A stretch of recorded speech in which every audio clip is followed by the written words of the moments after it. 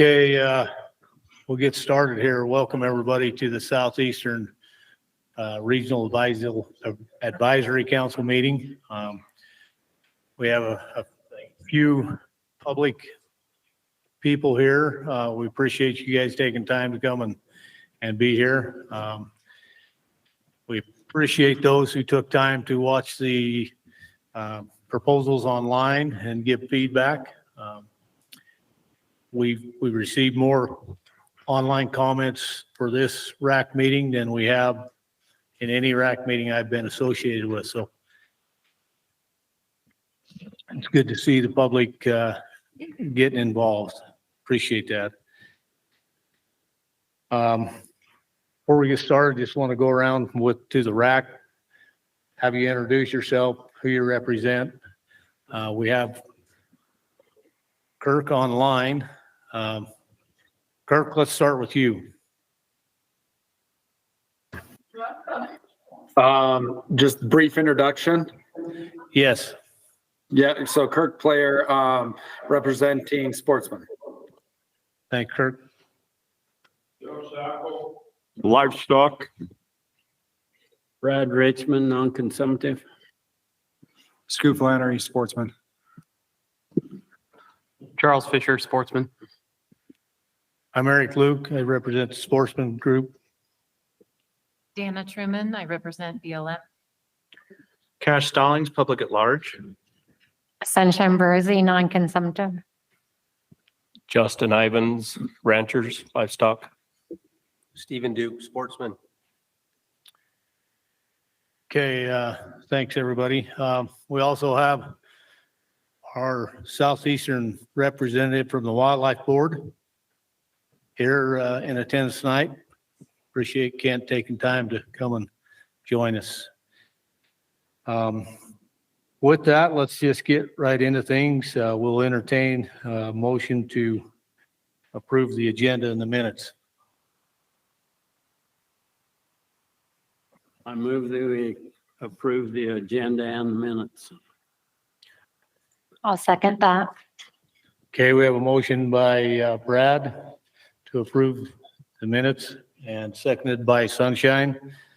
Let's just do a hands vote on this. All in favor, raise your hand. Or it passes unanimous. Okay,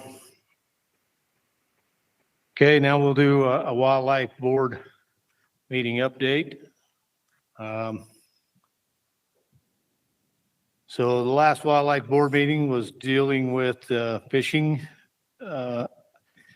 And I'll just make this short. All of these motions were passed unanimously by the board.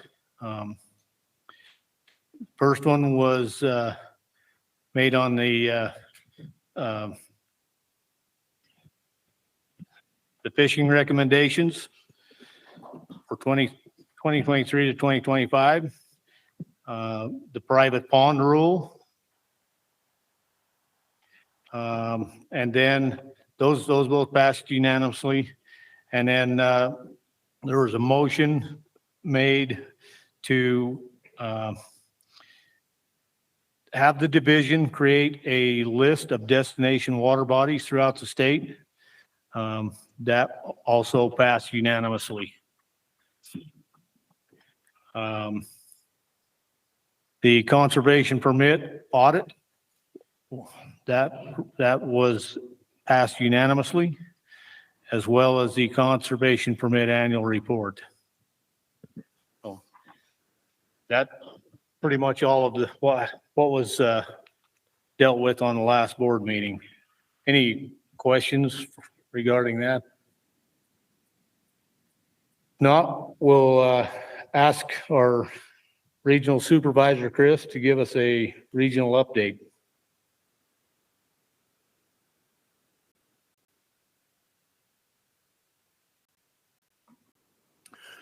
Good evening. Brandon, you got that PowerPoint? Is it? Thanks for being here. I have a very brief update. It might be a long meeting, so I'll just talk about a few things we're doing. And if you have any questions, you can ask me now or after the meeting or talk to some of the biologists who are here.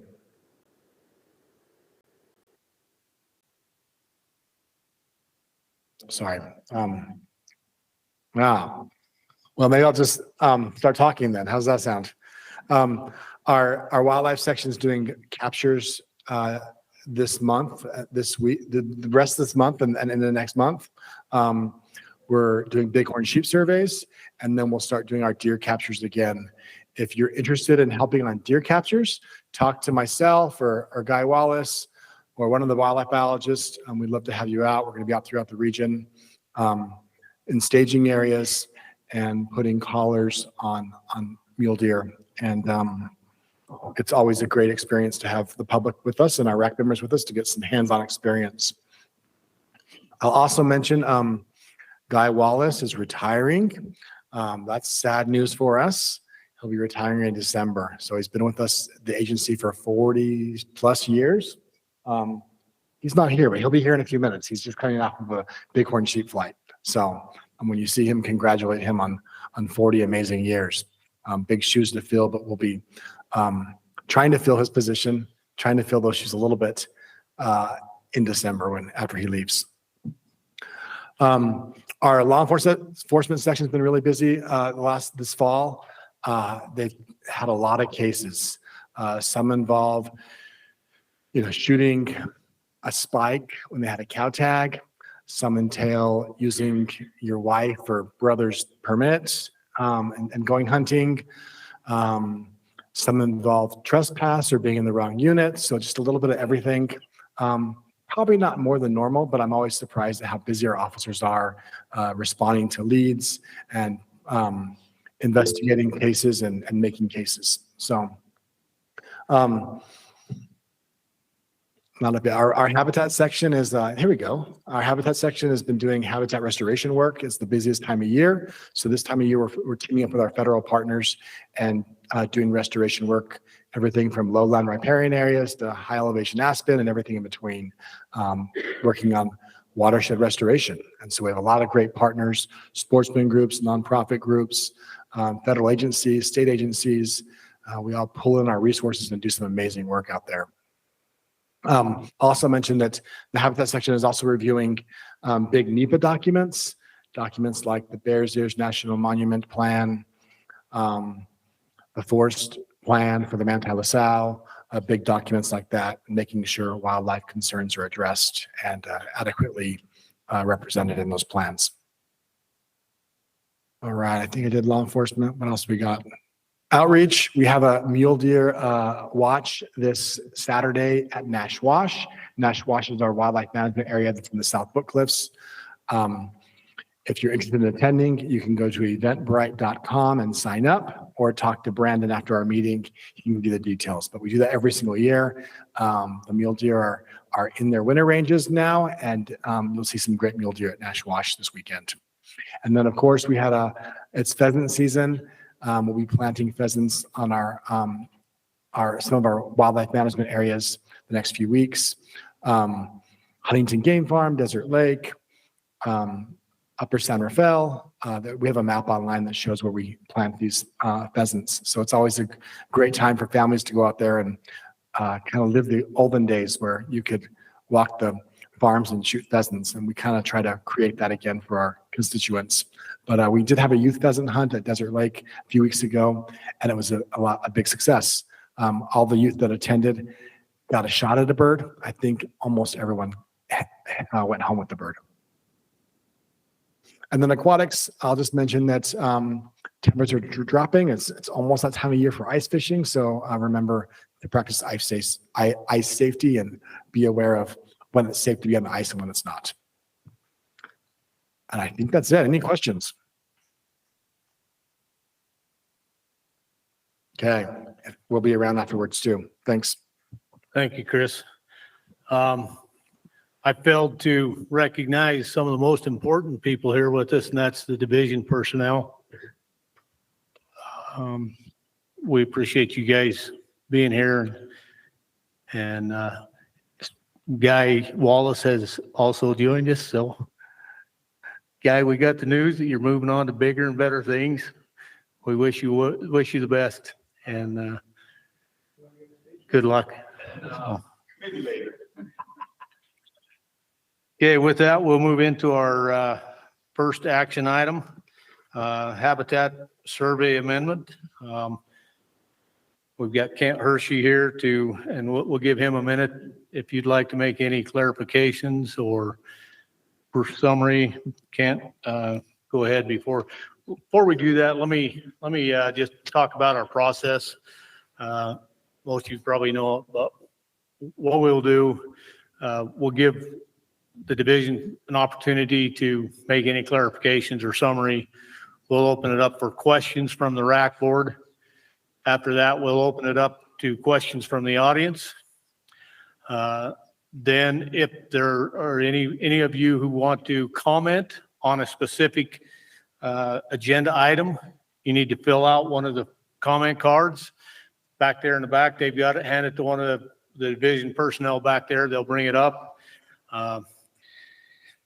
And after we've had opportunity to hear public comments, we'll ask Chris to give us a summary of the online comments.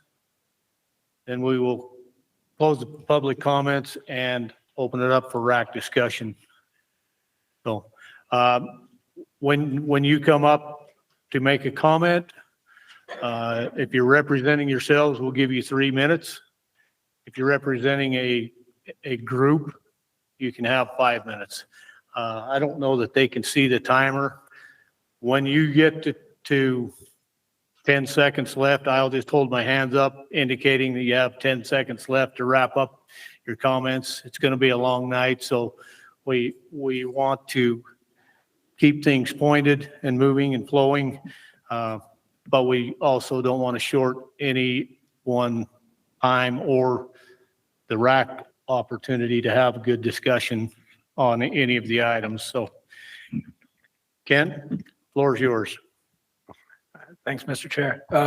Okay, so first item is harbor survey amendments here. So what we're proposing is to have mandatory reporting for all general season deer and elk permits. So in about 20 years ago, we went this way for limited entry once in a lifetime species, made that mandatory reporting. Last year, we changed antlerless over to it. And so this is kind of that last piece of the puzzle. So this would make pretty much all big game permits, with the exception of mitigation, mandatory reporting. So what we're proposing is to do this over a 2-year period.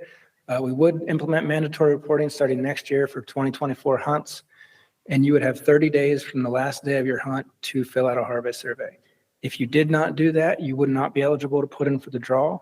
However, if you, when you go to apply for the draw, if you went and filled out your harvest survey, we would let you back in, and we would waive any fee associated with it in 2024. Starting in 2025, we would go full implementation where we have mandatory reporting. You have to fill out your survey within 30 days. If you don't do it, you can still be eligible to put in for the draws if you fill out your harvest survey and pay a $50 fee. Okay, thanks, Kent. Any questions from the RAC?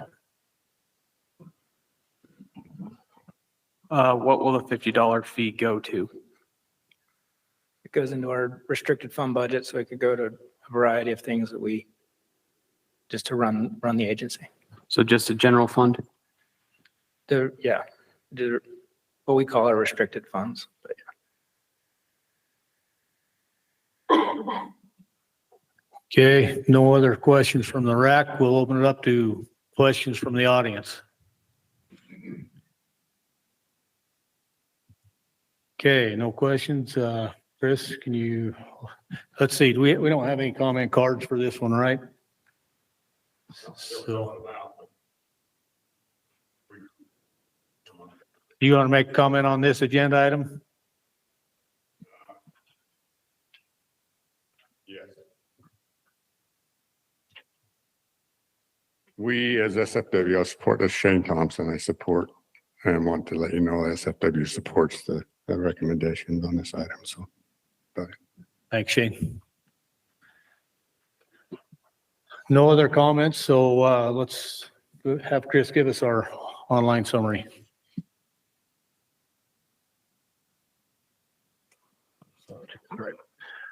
We had 23 people respond to this survey question. All the RAC members received the emails from each respondent and was able to review all the comments tonight and the survey results, but I'll just summarize them real quickly. But know that everyone here on the RAC has received those and reviewed them. But we had 65% strongly agreed, 26% somewhat agreed, and 8.7% strongly disagreed. The only comment I got regarding this was the respondent was against the fine. They thought it was government overreach. Thanks, Chris. With that, we'll open it up to discussion from the RAC.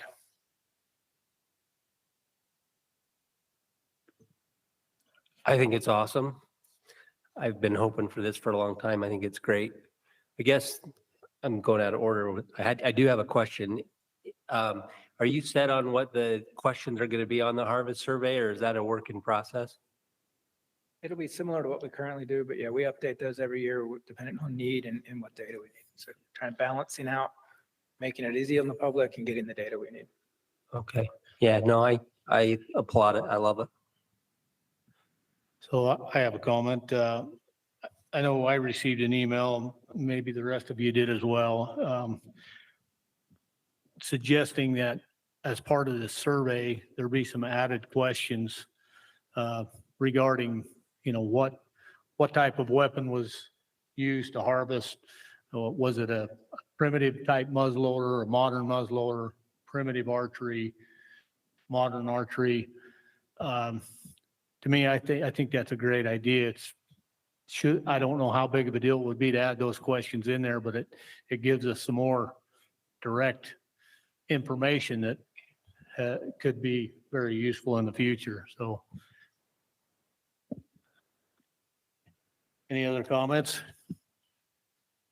No, we'll entertain a motion then. I'll make a motion to support the division's recommendations as presented. I'll second that. Okay, we have a motion by Sunshine to accept the presentation as presented and seconded by Steve. Any discussion on the motion? Okay, we do have Tyler Gilson, another RAC member who's joined us online. Thanks, Tyler. I can see Kirk, I can't see Tyler, so as we vote, Tyler, you'll have to speak up. All those in favor of the motion, please raise your hand. Tyler?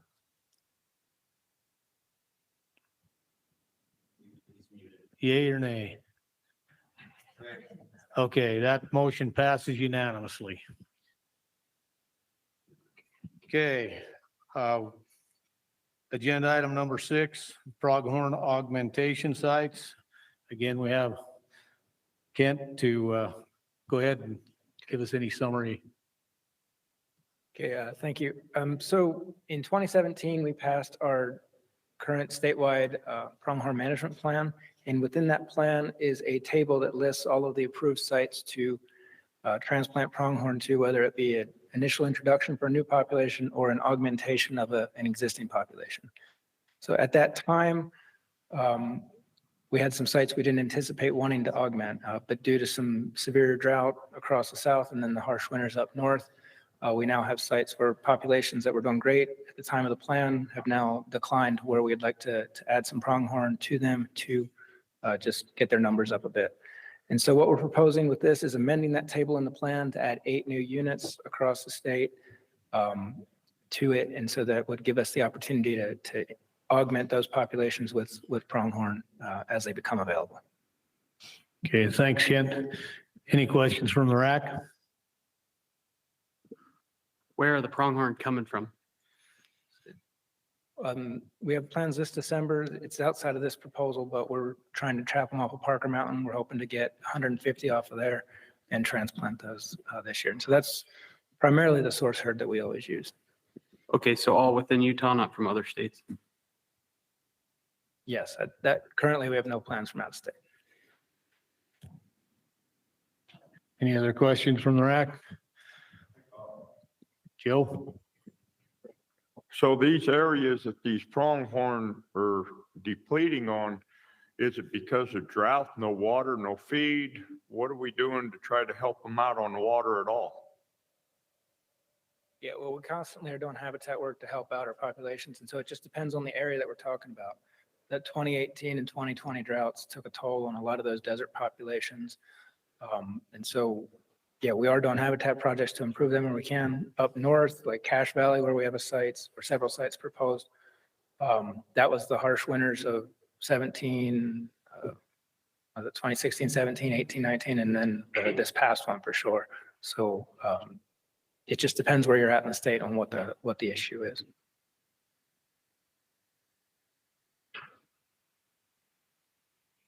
Okay, we'll open it up to questions from the public.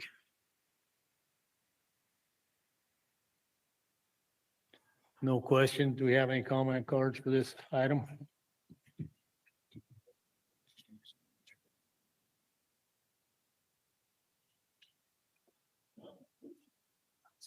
Okay, you want to give us a online summary? Yeah. With 15 people responding to this survey question, 53% strongly agreed, 20% somewhat agreed, 27% neither agreed nor disagreed. Yeah, and let me see if we have any comments. We had a few comments. Someone said that we should do less doe harvest and do more transplanting. It was a comment to add more guzzlers throughout the state. And then there was a comment to not transplant to Antelope Island due to the coyote population there. Okay, thanks, Chris. Open it up to discussion for the RAC. No comments, we'll open it up for motions. So, sorry, we do have a public comment card. Shane.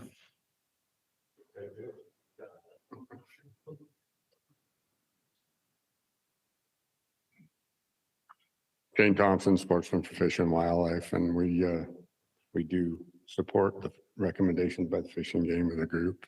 Had a little bit of an argument here and there, but we will go support you guys. So thank you. Okay, thanks, Shane. We have a motion on the item. I'll make a motion to accept the division's recommendations as presented. Do we have a second?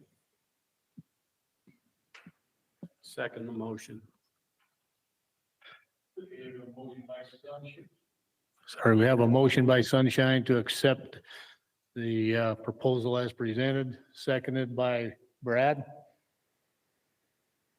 Any discussion? All right, all those in favor? Tyler? Yes. That motion passes unanimously. Okay, agenda item number 7, hunt structure research.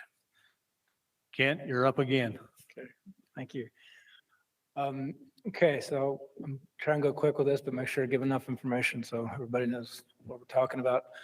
So what we're proposing with this is to try some new hunting strategies on 5 units across 5 units in southern Utah. And so the whole reason of what we're proposing is because over the past 20 plus years, 40 years, however far back you want to go, we constantly hear as a division, hey, why aren't you trying to do new things? We should implement these strategies to try and help the herds or try and allow us to harvest bigger bucks on the landscape. And so what we want to do is on an experimental basis, try some of these strategies that are constantly proposed and see if we can learn from them and figure out what do they actually do? Do they provide more opportunity while also offering opportunity for larger bucks? Do they do anything to help out the population, and just figure out what we can learn from it? So the proposal itself is 3 different things: antler point restrictions, shortened hunting dates, or restricted weapons. And what we're proposing is to try the antler point restriction on Pine Valley. So that would be a 4-point or better, not including eye guards on one antler. On the Southwest Desert and the Beaver units, we're proposing to have shortened seasons. So that would be a 2-week archery season starting on the first Saturday in September and going for 2 weeks. It would be a 5-day muzzleloader hunt, keeping with that Wednesday opener and ending on the following Sunday. And then a 5-day rifle hunt, which would open on the traditional Saturday and end on the Wednesday.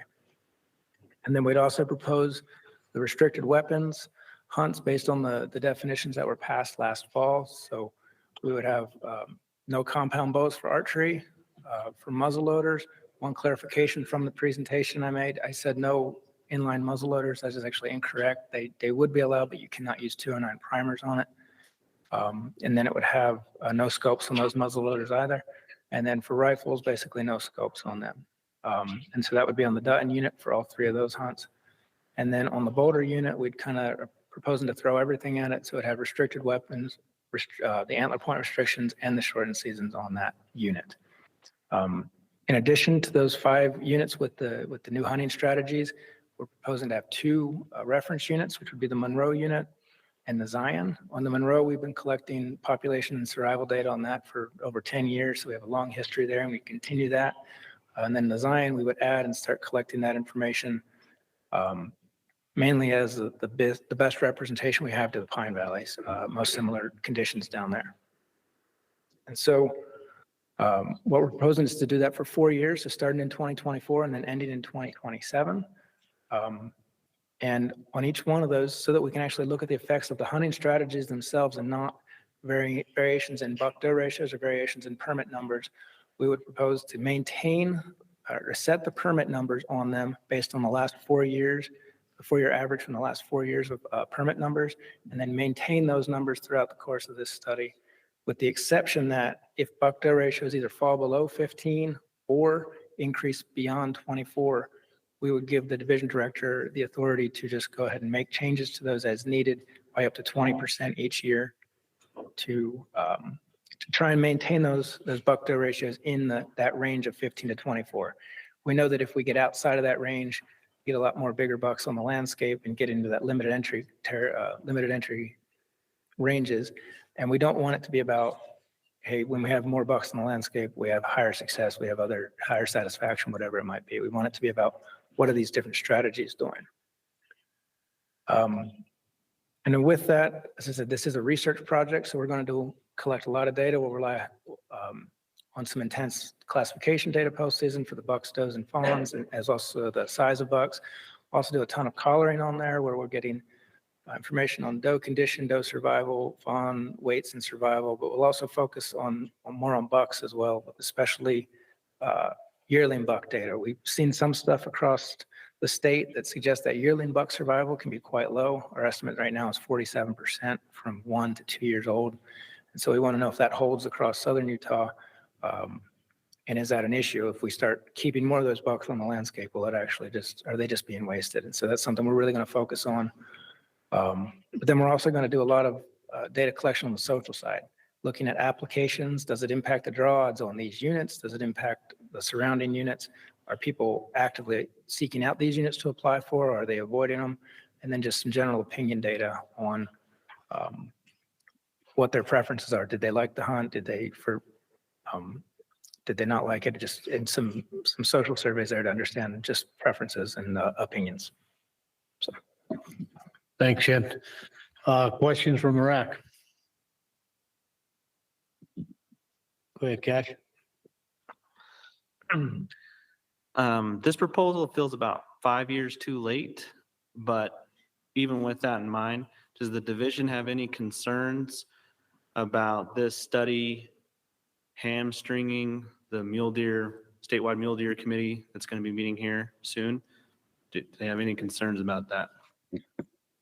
So yeah, so our intent would be to have these data, and we want to get it over a long period of time. So the intent would be to have it updated and for use with the 2029 statewide plan. Obviously, if we implement it now, it would restrict what the committee could recommend for those units in 2024. However, there's a lot more to the statewide deer plan than just general season bucks on these 5 units. So I think there'd still be plenty for the committee to go over and review. But certainly this would restrict some of the options in southern Utah with the committee's recommendations. I have a few questions, but I'll just start with this one. Why was the southwestern units chosen for this study? So yeah, we focused on southern Utah as that's where we hear it most frequently. If you go back and listen to Southern Region Rec meetings, that 5-day hunt is very frequently brought up by people, as well as the antler point restrictions and wanting us to try it. And so since that's where we've heard most of the feedback, that's where we wanted to focus these efforts. I've got one question kind of related to that. Is it possible to add other regions, specifically one unit in this one, perhaps? We wanted to keep it at a pretty small scale. At this point, we don't know how hunters are going to perceive this. Do they want it? Do they not? What are the impacts of this?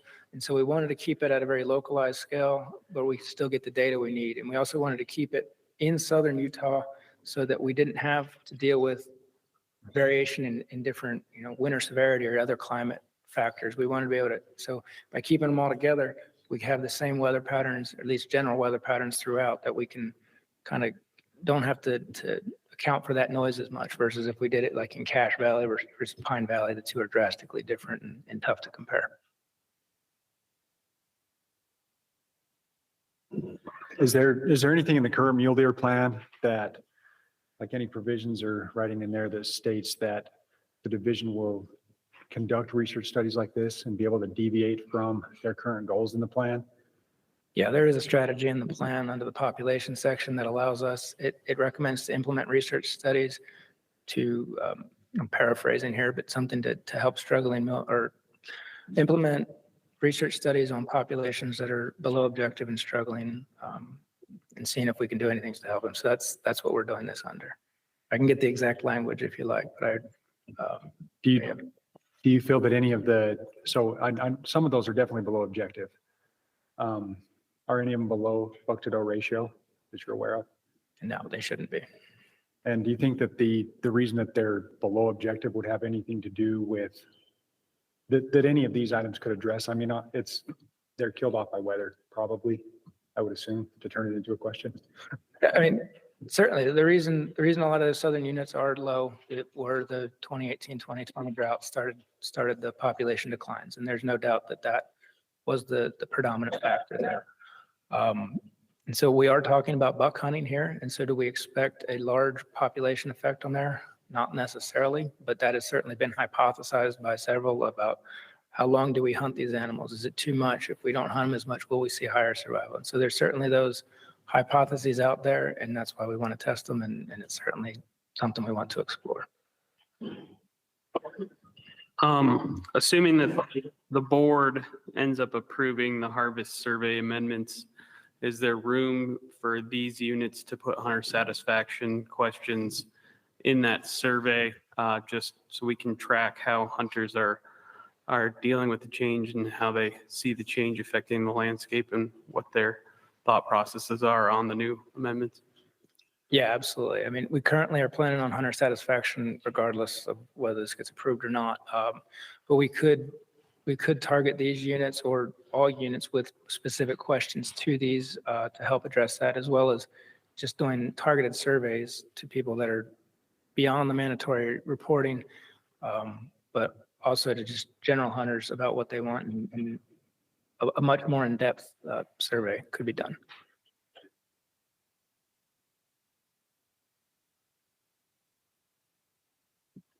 Any other questions from the RAC? Yeah, so one more. Brad? Hypothetically, if I did propose another unit within this region, would you be adamantly opposed, or would you be susceptible to possibly to that?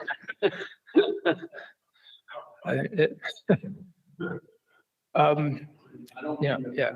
No, I mean, it's certainly something the RAC, it's within your purview as a RAC to propose. And I mean, that's certainly something, it wouldn't be the end all.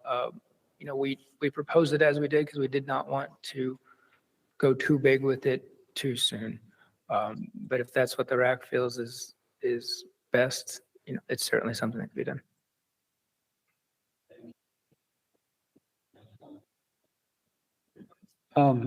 So I guess a couple, so I watched the Southern RAC last night. It was brought up as to where these ideas originated. Can you give me some input on where this proposal originated? I mean, obviously we know people have come in for years and said, let's try point restrictions. Let's try this, try that, try that. Where did this proposal originate? This is a division proposal. We developed it and this is our proposal. Certainly we've heard from general public, we've heard from a few legislators who are interested in trying these ideas. And so that's what ultimately, I guess, set things in motion to recommend this proposal this fall. How much weight did the opinion or pressure from the legislatures have on the introduction this time? I mean, it's certainly part of the puzzle, but it's also just concern. We've been hearing a lot of concern specifically from Southern Utah about the state of those populations. And whether the declines were initiated because of drought issues or not was kind of irrelevant. But right now there's dissatisfaction on many of those units with where those populations are and the quality of bucks and the number of bucks on those landscapes. And so that's what got things rolling and got us thinking about what we can do. And so what we wanted to do is basically, what we've seen over the past years. 5 years ago, we had 90,000 plus general season deer tags. This past year, we're now down like 25,000 plus tags over where we were just 5 years ago. This last board meeting, we lost over 8,000 permits from where we were. And so, that's very concerning to many hunters. It's very concerning to the division that we're losing the opportunity to hunt. And so what we're trying to do is say, okay, if cutting tags is just always the answer and that's the only answer we have, we're not okay with that. Eventually that hits a point where we're going to cause some serious damage to hunting and people's wanting to hunt in Utah. And so are there other things that we can do as a state other than cutting tags to help maintain hunting opportunity and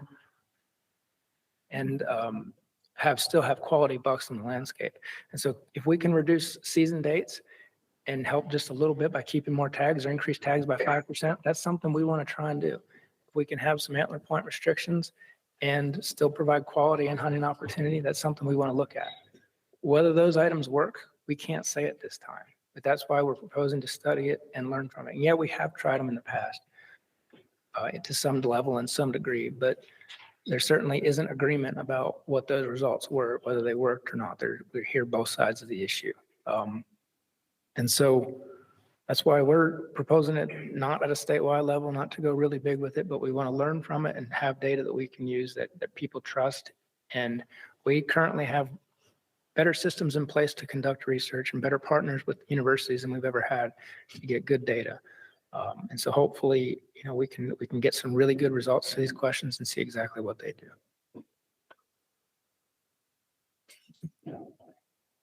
Any other questions from the RAC?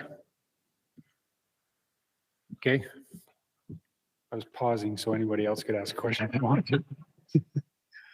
Regarding the antler point restrictions, you in your presentation, you mentioned that we've tried it.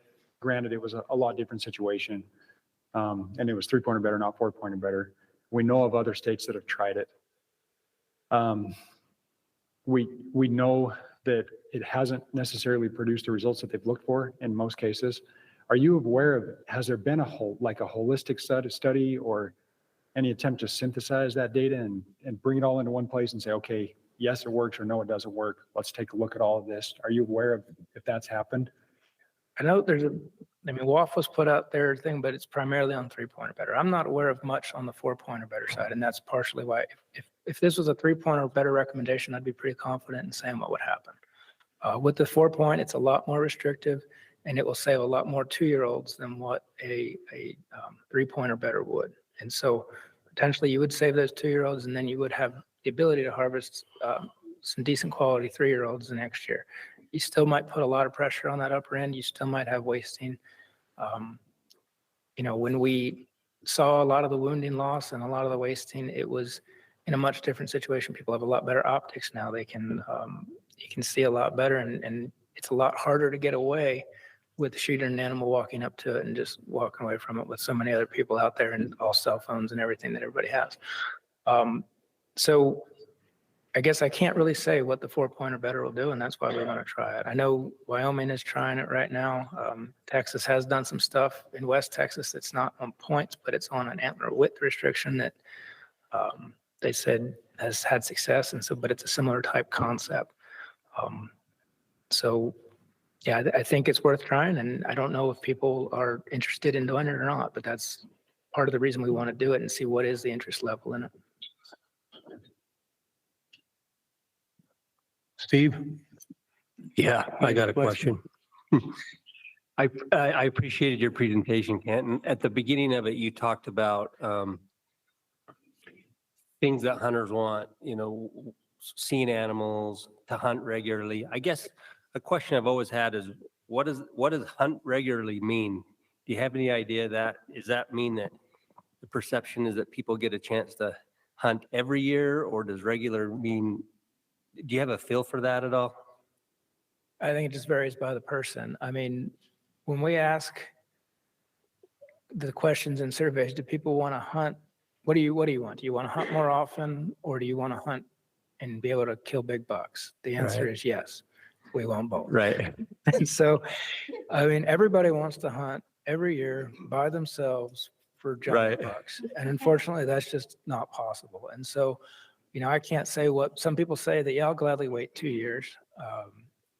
And that's for like trophy quality animals. But the reality is you don't wait 2 years anymore. You wait 5 years or 6 years.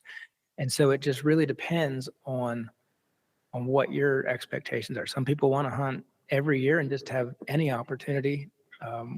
Maybe they just think they have to work harder. Who knows what it might be. So it just really depends. Sure. And I get that. I guess my question is I just think that it's so important on what kind of questions we ask in surveys. And I just think that anything that we can better understand what the public views as what is acceptable on how often they get a hunt. Like for me, regularly might be, I'd be okay with hunting every other year, every third year, if I knew I had a quality experience. And I guess the encouragement I would have is anything we can do to clarify some of those qualitative measures from surveys. I think it's really important if we can do that.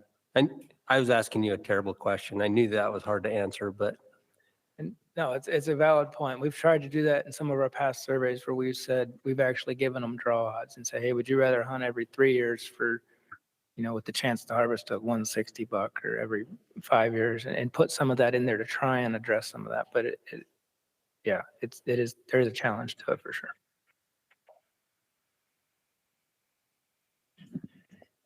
Okay, any other questions from the RAC? We'll open it up to questions from the audience. If you have a question, please step up to the mic, state your name, who you're representing, and we'll give you 3 minutes, as I said. Unless you represent a group, you can have 5 minutes. So. No questions from the audience? There we go. Josh Hansen, representing myself and anybody else that has the same question I've got. Pertaining to the point restrictions, have you taken into consideration the genetics of those bucks that just are a gigantic 2-point or a gigantic 3-point that never get to a 4-point? There's many limited entry units that have really big 2 points and really big 3 points that just do a lot of the breeding, because the bigger bucks that score better get shot. Yeah, since it's a free roaming population, I don't think we have too many concerns from a genetic standpoint. I think there'll still be plenty of 4-point bucks, and those genetics will be passed on, plus half of them come from the does. But in terms of having the 2 points and 3 points who are mature bucks out there and non-harvestable, that's certainly a downside to the restriction. sometimes you do see bucks that are 3 points from one year. They can blow up and become a 4 point the next year. We don't really have great data on how often that happens or how much they stay as a constant 3 point. But genetically, because it's free roaming, we don't have much concern. But as I said, obviously not being able to harvest those animals is a big downside to the point restrictions. But in the long run, I know this is just a study, but in the long run, 10, 15, 20 years of point restrictions, do you see that being a problem? No, from a genetic time scale, 10, 15, 20 years is very short. I mean, potentially in the thousands of year realm, we could see something, but I can't see any impact in that short of a time frame. Okay.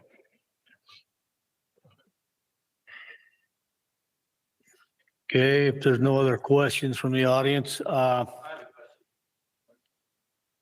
okay, Sorry. go ahead.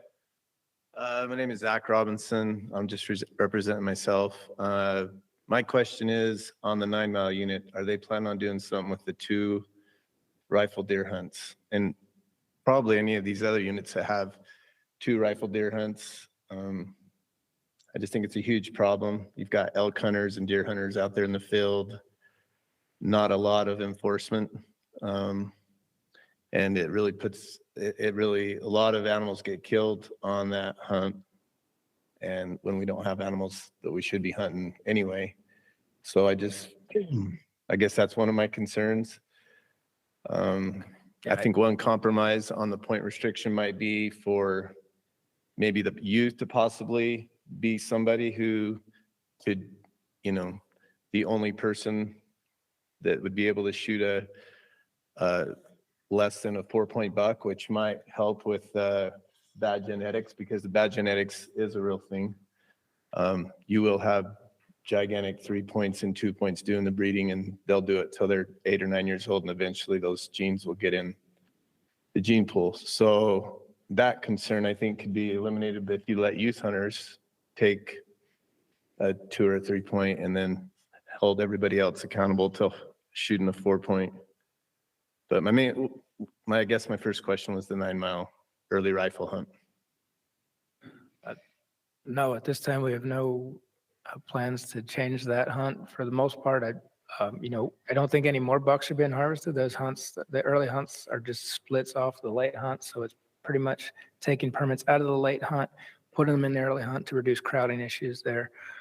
So from a harvest standpoint, it's not like success is drastically different than the two, and I think it's harvesting the same amount. But yeah, if you have specific questions on the 9 Mile, I can let Brad talk to him, but I can't speak to that. Well, it is an extra opportunity for somebody who has a dedicated hunter permit. So I don't know how many days is it to be able to hunt with the rifle. It's 5 more days there, but they can only harvest 2 in 3 years as well. So there's that restriction on Yeah. top of it. I mean, at the end of the day, it's just stacking the odds against the deer. That's kind of, Let's keep this to questions, please. This is, okay. if you have comments, you can come up later, fill out a comment card. Okay. Let's keep this to the questions. All right. Let's So those try are and my keep the 2 questions to the agenda items as well. Okay. And then regarding the youth being able to take a less than 4 point, that's certainly something we've heard and thought about. From a research design standpoint, we prefer keeping it that everybody's at the 4 point or better, but if these get implemented at a larger scale or further than the 4-year study, it's certainly something we'd be open to.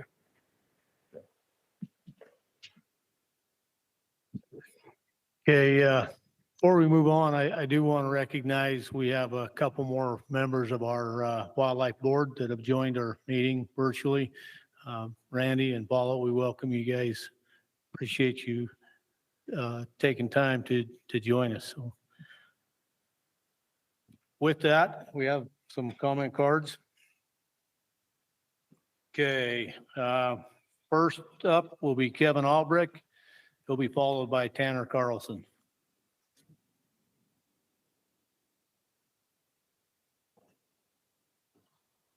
Kevin Albrecht, appreciate the RAC and the time that you put in, all your effort in gathering the data.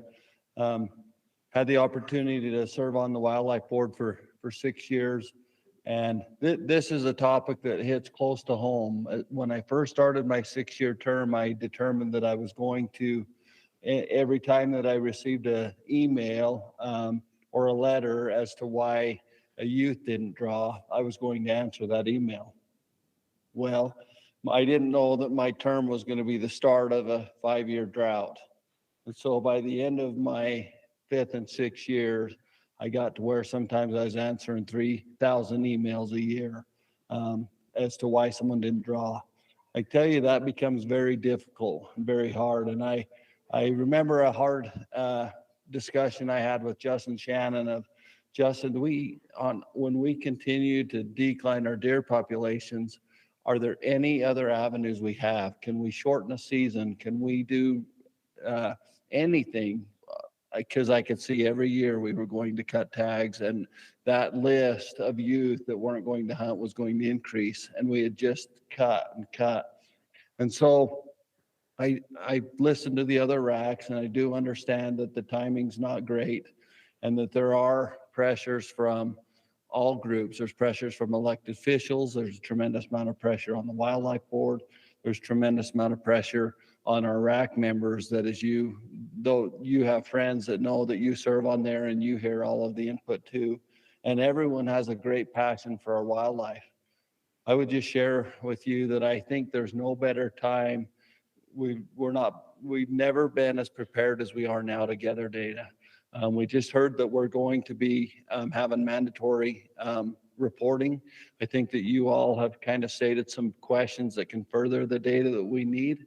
And I also feel like the division's put a very good proposal in southern Utah. I think that as we've heard, there's other areas that say, hey, why not our backyard? But I think that the division would like to have similar units. And so that's why the proposal is. But coming from the road that I've walked, where I've seen us continue to cut tags, I think that it's really good to be able to have some opportunity to be able to do other things than just take youth opportunities away. So I think there's some real opportunities that the division's laid out. And with that, I would support this proposal. Thank you. Thanks, Kevin. Tanner? Tanner will be followed by Shane Thompson. Tanner Carlson, representing SFW. We do not support the division's recommendations just because we have the mule deer plan coming through in a couple months, and that committee would have their hands tied on this topic if it goes through. And we'd like them to hash it out and take it back through the RACs with their proposal. Thank you. Thanks, Tanner. Shane? That's the last comment card we have, so anybody wishes to make a comment, we need a card filled out.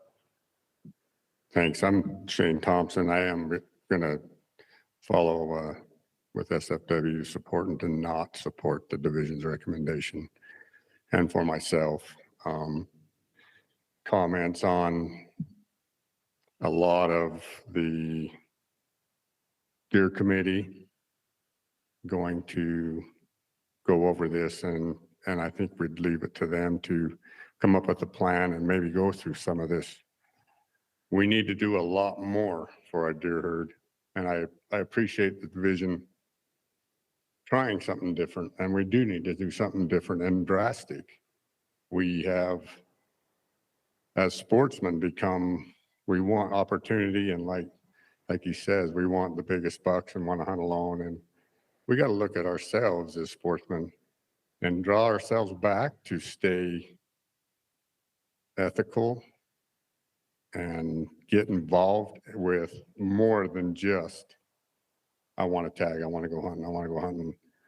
I'm getting older, and my limitations are getting to where I'm not going to hunt many more tags. So I think we need to really focus more on getting our deer herd back and whatever that takes. And I think we know what that takes.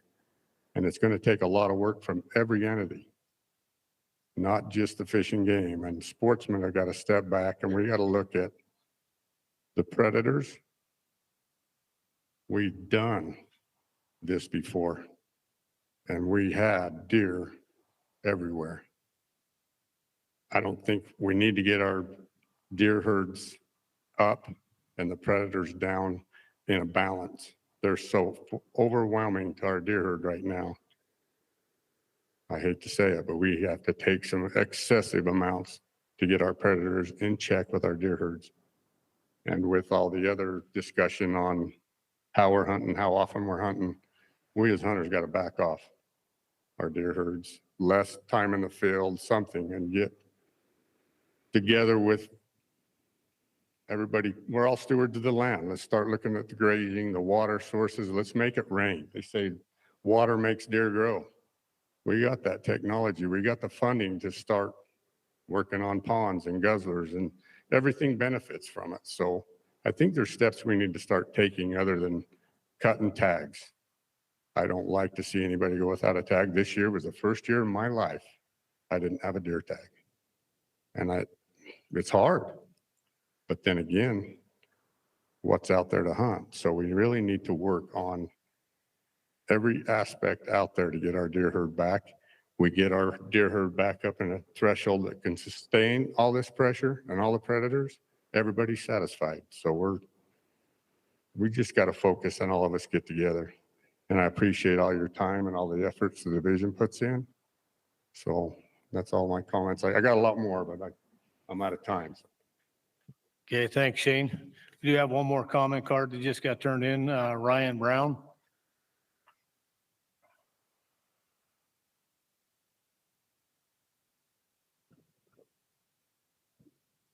All these short people around here, you got to raise things up a little bit. Cream rises to the top, as it were.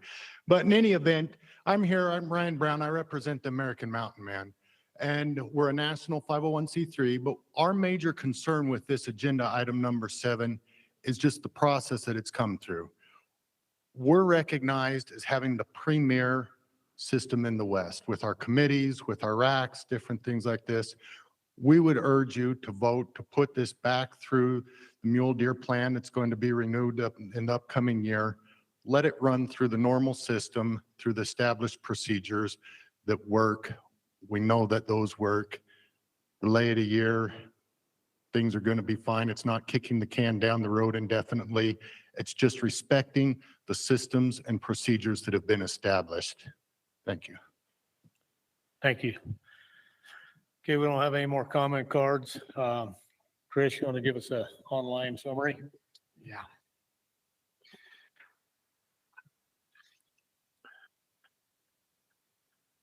We had 29 people respond to the survey question. 38% strongly agreed, 24% somewhat agreed, 7% neither agreed or disagreed, 10% somewhat disagreed, 21% strongly disagreed. And I have a list of some of the comments that we received. I'm just trying to capture some general things, but there were a lot of comments on this item. So here they go. Antler restriction caters to a vocal minority. General season hunt should be about getting meat in the freezer. Need more does, not more bucks. 2 people said they were against the shortened season. One person said to make the shortened season statewide. Proposed weapon changes won't help the deer herds. Deer herd health is tied to predation and drought. Improving, let's see here. Someone suggested to do a 3-pointer better, not a 4-point. Someone said to cut tags. About 7 people said to impose these same restrictions on the Manti and other units throughout the state. There's a concern about lifetime license holders and that they would get the majority of the tags that were in the Pine Valley unit. Someone asked to study the number of bucks taken on public land versus private land. To keep the study to a 4-year minimum.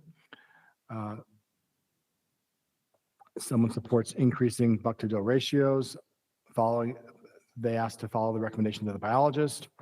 There's another person opposes the archery date change and allow hunts to happen in August when deer still have velvet.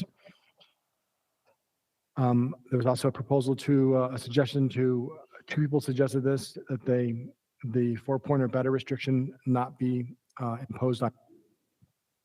There's another comment to divide the Manti into a north and south unit. Okay, thanks, Chris. With that, we'll open it up to RAC discussion. Yeah, I guess I'm just still kind of unclear on how would they measure success? Like, what are those thresholds? Or, how would you make a decision on if the study is successful? It's unclear. So I don't know if anyone here knows, or if I can ask Kent. Kent, you want to address that?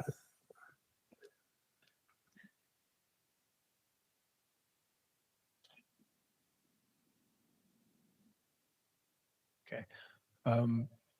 Is that coming through? Okay. Yeah, I mean, I guess it depends on which hunt we're talking about. Like, so let's start with shortened seasons. I mean, is there a lower success on the shortened season hunts?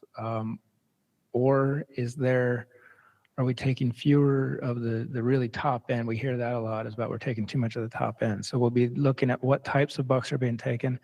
Are they being less selective on those hunts?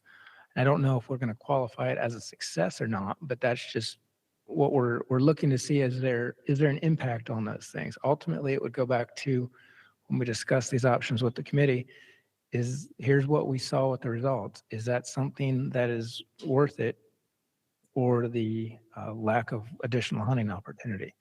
For antler point restrictions, I mean, obviously you should see more 4 points being taken because that's all that's allowed. But what does that do to the buck structure of the population? Are there more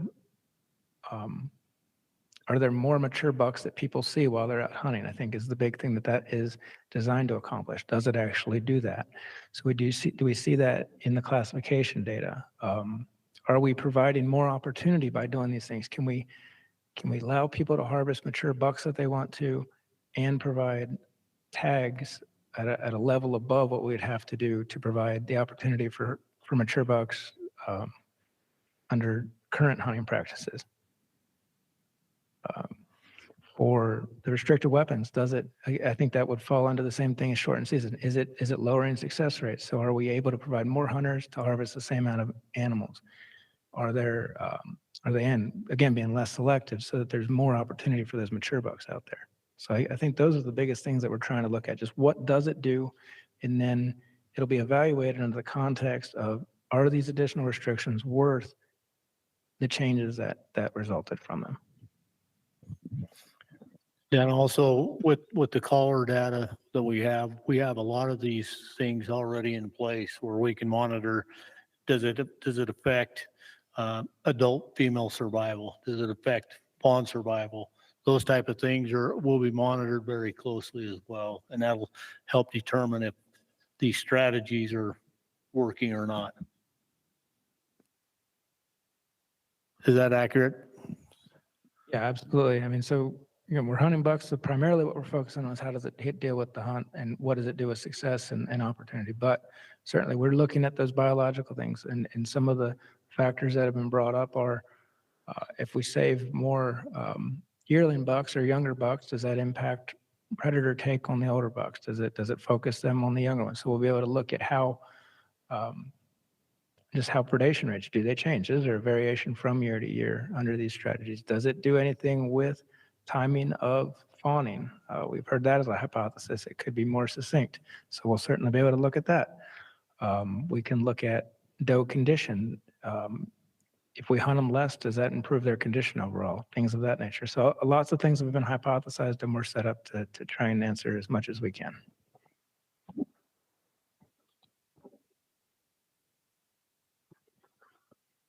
Any other comments? I see that there's a lot of biological stuff you guys are going to look at this, but what I'm interested in is really the social aspect of it. Obviously, this has been brought up in a lot of comments to us and to other RACs because people want to see bigger animals on the landscape, and we've yada, yada, yada. We've gone through all of that. I brought up the question about hunter satisfaction being part of this to do a survey. Steve kind of touched on it as well. I recently saw something by Ted Nugent, which whether you like him or not, I don't agree with everything he has to say either, but don't come after me, Uncle Ted. I know you're a dangerous man. He went into, if you put the time in and you go in and you scout and you put the time at the range and you do all the things to get ready for the hunt and you get up in the morning, it's up to you to decide what you want to harvest. Like, who are we to tell someone that they can't shoot that 2 point because we want to see more 4 points? I mean, if that's going to give that person who's got that tag and put that time in the same satisfaction as it would somebody else who would shoot the 4 point, how can I say you can't do that? I don't think that's fair. That's my opinion on it. And I know that this is a study, so I'm good with the study, but I'm a little scared to see where it might go. And I heard that comment about catering to the vocal minority, and sometimes I feel like we do a lot of that. Brad, do you have a comment? I guess. So to justify my question a little bit, I spent the last 15 years from June to around this time of year on the mountain. And I get the question all the time, where are the deer? And I always respond with, they're mostly in town. And I attribute that mostly because of the pressures, because of the recreationalists and the length of the hunts starting roughly middle of August and still going on. I was up there yesterday. There's a hunt. It's an elk hunt, but the deer don't know which one it is. So, and I think that some of these studies and some of this data and some of these restrictions are about necessary, or everybody might as well hunt in town. And I guess that's, so I'm leaning toward a study in the Manti Central unit also, but I think that we can gather this data from this study without imposing more workload on the division and everything else. And also one other little comment, I don't think that this study should impact the mule deer foundation study. I think the two could work kind of hand in hand, and it'd be a benefit, actually, not a hobble on them. Thank you. Any other questions, comments? So I too, as I mentioned before, I think my biggest problem with this proposal is the timing of it. I do appreciate what has been said about, I totally agree. I don't think the division's ever been set up better to do research. I like research and data. I feel like our decisions should be based off of data, and it's hard to make decisions if you don't have the data. So I'm very in support of all that. I currently serve on a committee though, and man, I would feel really bummed if I was on a very important committee for a very big plan, like a statewide mule deer management plan, and been prepping for it and thinking about things and getting feedback on it, and then kind of come in there and feel, well, I feel like there's only so much we can really do because now we want to wait for the study. So that's my biggest concern with this proposal. However, there is a very loud, I feel, minority group that thinks all of these things should be implemented statewide. I think there's also a lot of people that would argue the state didn't go far enough, that they should have picked another unit where they just shut down hunting for all 4 years and see what that did for the herds as well. Because that's another common thing that's just brought up all the time. You shouldn't hunt, and that'll save all the elk and deer in the state. And then we can start hunting. So I do think there are people out there that would argue that this doesn't go far enough. So, but my point is, if we do this study, then we have data to respond to those type of questions and comments. We can say, well, I hear you, but based on what we saw, this was the result. And so I'm kind of split on whether to support it or not. But those are just some of my initial thoughts. I think the only other thing I would throw out there is I wish something the proposal also maybe had was they picked another unit where a lot of dollars were going to go into habitat projects and roadkill projects. And maybe be able to bring forth some data that says, you know what helps our buck and doe populations more than all of these restrictions on how we hunt? It's dollars put into habitat and dollars keeping animals off the road. That would have been something I would have liked to see. But those are some of my thoughts. Scoot? One thing that I really like to talk about the antler restriction, and one thing that concerns me is we've got like Elk Ridge. Essentially, it's a 4-point or better, right? And other limited entry units are 4-point or better. Well, right now there's 800 deer on Elk Ridge. It's not helping the population, and I don't think that any of these alternatives or these suggestions. I'm not saying it's a bad idea to study them and see what the results are, but we have to understand that there's not one single one of those that's directed toward increasing the population. Every one of them is directed toward affecting the number of bucks in one way or another. There's a few concerns, just things that need to be fleshed out and things that we don't have time to do when we have stacked agenda. The Wildlife Board doesn't have time to do it. I'd like to see it go to the Mule Deer Committee. Let them take a look at it. It's one of those things that's like, we've heard for so long, you know what, with $7 or $11 per 100 does, every doe gets bred, and it's not affecting the timing of when they're being born. And now we're saying, well, let's take a look at that and actually see. Well, we've been told for a long time that doesn't affect it. I'm a little bit concerned about people getting these potentially easy to get archery tags because they've got to go out there and use longbows with no intent to actually hunt that and to go hunt the extended unit only, just because that tag's easier to get.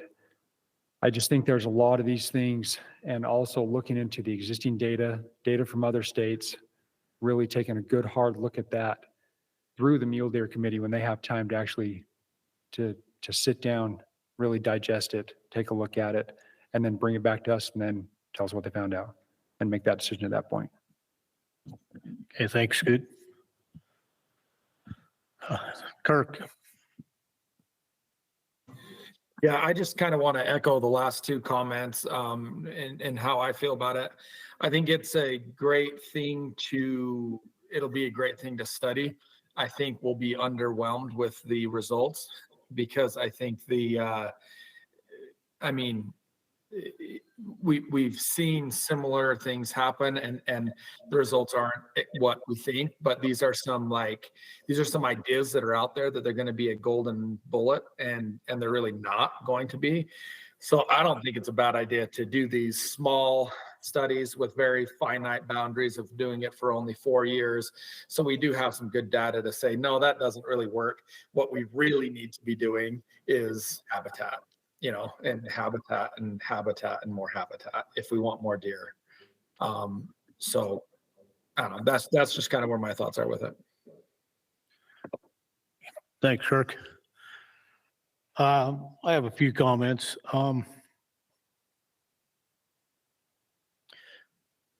First of all, I want to applaud the division for being willing to think outside the box. Guy can't retire without hearing me say this one more time. To do the same thing over and over again and expect different results is the true definition of insanity. So I really applaud the division for their willingness to take a look at other options. There's comments where I've heard several comments through this RAC and others where we've tried this before. And I disagree with that to a point because it's been under completely different circumstances. When the division did a 3-point or better on 5 units, it wasn't under a controlled number of permits. This was back when we had 220,000 hunters in the field, and those hunters could go to any unit they wanted. And it put a tremendous amount of pressure on those 5 units. So I don't think we can really realistically say that we've tried this the way that it's going to be, that it's being proposed. That being said, I also have the concern because our deer committee will literally be convening in the next roughly 2 months. And I think that it's bad to handicap that deer committee. That being said, I also recognize the risk that that committee takes this idea and just blows it out of the water to where it becomes unmanageable. So there is that concern, but I still personally feel like it should be pushed back. Let the deer committee go through the process, bring it back through. Yeah, it kicks it back a year, but it would coincide with the new deer plan. So that's just my 2 cents worth. There's no other comments. We'll entertain a motion. I move that we reject the proposal and let the mule deer, and recommend that we send it to the mule deer committee that's convening in the next couple months to take a look at it. Okay, do we have a second on that motion?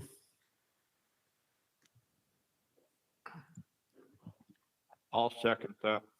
Okay, we have a motion by Scoot to reject this proposal and send it back to the deer committee for review. That's seconded by Joe. Is there any discussion on the motion? Okay, we'll call to a vote. All those in favor, raise your hand. 3. Kirk, Tyler? Yes. Okay. Motion fails. We have 7 to 4. So.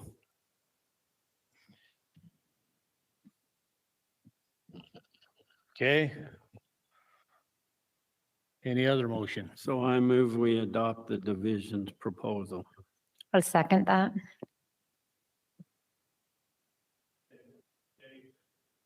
We have a motion by Brad to accept the division's proposal as presented, seconded by Sunshine.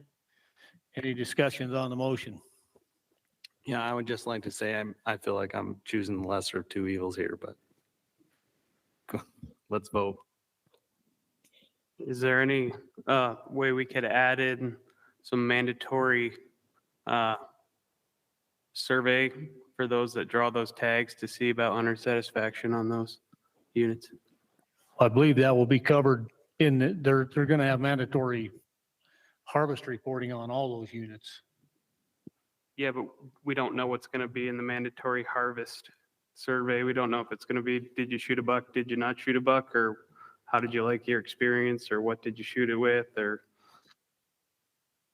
If you Yeah, think if you want it, possible. I'm Go on. sorry, if you want just a satisfaction question, yes, that will definitely be part of it. We'll ask what day did you harvest? How many days did you hunt? Which days did you hunt? So we'll ask a lot more than just did you hunt and did you kill? But all the questions aren't fleshed out yet, but we definitely will have a satisfaction question on very similar to our current survey. okay, thank you. Okay, if there's no other discussion, we'll bring it to a vote. All those in favor of the motion, raise your hand.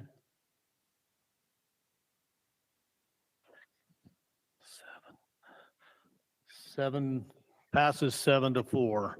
Tyler, you still a no? No. Yep. Okay. Give you guys an opportunity. I assume we know why you voted no, but is there anything you'd like to clarify? So, No clarification, just for reasons previously stated. Yeah. okay, fair enough. Okay, we'll move on to the next hot topic. Item number 8.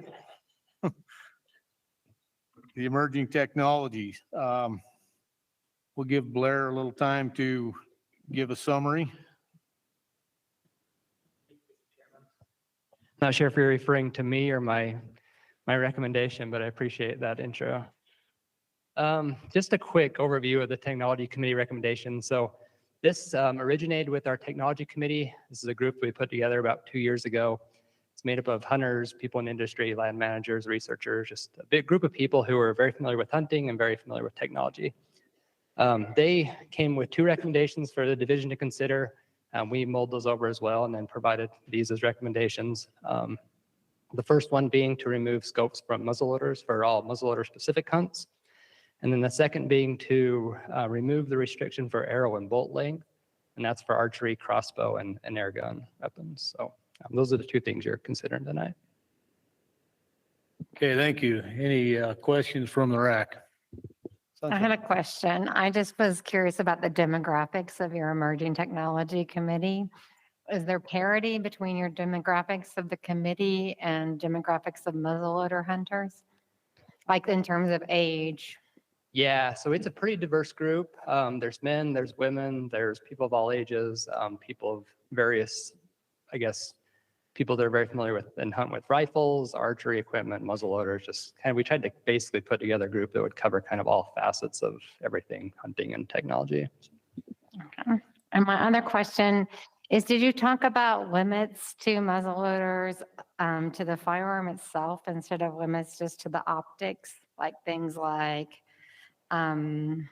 ballistic tip bullets and synthetic primers and those sorts of things? Yes, we did. So as the technology kind of molded this whole thing over, really kind of what they settled on was wanting to have restrict the ability for people to shoot long distances.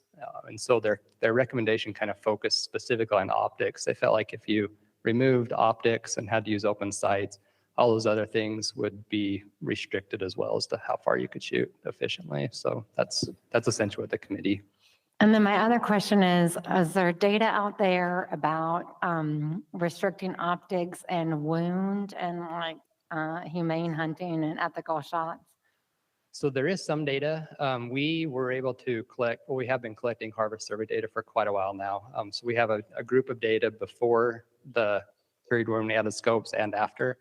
And we really haven't seen any significant changes in wounding loss before or after adding scopes to muzzleloaders. Charles. I guess I have a question about the Emerging Technologies Committee. I guess when I read the Emerging Technologies Committee, I think about a committee that's looking at new and emerging technologies, not a committee that is looking at existing and in kind of longer standing technologies. That's what I wonder about. Is it seems like every time the Emerging Technologies Committee comes up, we get a lot of comments, and I'm just wondering what's your guys' focus? Yeah, so I guess to answer your question, it's kind of just technology in general. It has been focused a lot on just emerging technologies and how they interfaces with hunting. With this specific recommendation, we kind of looked at muzzleloader hunting as a whole and kind of where we want that hunt to be. A lot of the survey questions were focused on technology specific stuff and specifically focusing on like the distance of shots, if people do or don't want scopes. And then taking that into account, the committee really thought quite a bit about what do we want the muzzleloader hunt to be going forward. And in their opinion, they felt like we'd crossed a line as to where they wanted to reel some of that technology back, even though it wasn't new or emerging. And that was also what we came to, the conclusion we came to as the division as well. Yeah, I guess I did expect this to eventually come up, but I just didn't see it coming from the Emerging Technology Committee. Yeah, and we do use this committee if any technology specific things arise within hunting and hunting regulations. And so we do approach them with questions as well that wouldn't be focused specifically towards new and emerging stuff. Cash? So would you feel that the primary focus of the committee on this specific recommendation was that their concern that they wanted the muzzleloader hunt to be distinctly different than the rifle hunt, or that they're concerned that muzzleloaders can shoot a long way? What do you feel like was their main point they're trying to make with this recommendation? So the main point is really to make this the distinct hunt from the any illegal weapon hunt. We had a couple questions in there that the committee like really focused on when they came to this recommendation. One of those was the distance of shots. Most people that took the survey felt like after you got past 200 yards, they felt like you started to get on that borderline of efficiency, or should you even take that shot? The other question in there, we asked people specifically if they would like to just have another any legal weapon hunt. And there was a lot of support for keeping a muzzleloader specific hunt and not any legal weapon hunt. And so to make that distinction, we felt like addressing optics and removing of muzzleloaders kind of addressed those two needs in the survey. Okay, and I know Sunshine hit on most of this, but I just want to make sure I'm clear. So the committee did discuss ballistic tip bullets, large rifle primers, synthetic powders, and caliber restrictions. Yeah, I mean, we didn't do a deep dive into those. I mean, they were part of this general conversation about, should we look at guns that are things we should restrict with those, with ammo? And again, it really largely came back to optics, since that's what the committee chose to focus on and the division. I have a question, Blair. I know that there is a current rule in place that does allow for a variance for those that are impaired. I believe that rule is maybe too restrictive. There are other circumstances with vision, some of the older folks like myself, that is that rule, are we able to change that rule to make it less restrictive at this time, or would that have to be done later? Yeah, so that's not something that we're bringing forward to change at this time. You're right. I mean, it is pretty restrictive. I mean, you do have to have 20/40 vision in your better eye corrected. And so it is really hard for people to qualify for that. And so to have just normal vision changes that occur as you get older, this rule itself, the COR, doesn't accommodate that. And the recommendation itself does not make any adjustments that way either. Any other questions from the RAC? Just help, so if with using a 1-power scope, does that fix the issues that people have with their vision? Like say they were able to get a COR or whatever for a 1-power scope. Does that address that issue? I guess I'm not familiar enough with how that works. Yeah, so not really. To have essentially 20/40 corrected vision, I mean, looking through 1-power scope, it would be almost the same as just looking through 20/40 vision. I don't know what that is specifically, not having it, but they do need a higher magnification to essentially take a more efficient shot. And we also have Lindy Varney here. Lindy, I don't know if there's anything else you want to mention specific to this visual impairment CORs. No, you've done great, Blair. Just to reiterate, it is an accommodation that we make for individuals that are impaired, and the rule is not open at this time, but the RAC can also ask us to look at it. But it's when they do get the COR for a telescopic sight, it's just helping them so they can actually, we're trying to equal the playing field for these individuals, not to give them an advantage over all of our other hunters. Thanks, Lindy. Lindy, so with the COR, does that let them use, is it any power of scope, or what does the COR allow them to do? Any power. It doesn't have a restriction on it. Okay, thank you. Okay, if there's no more questions from the RAC, we'll open it up to questions from the audience.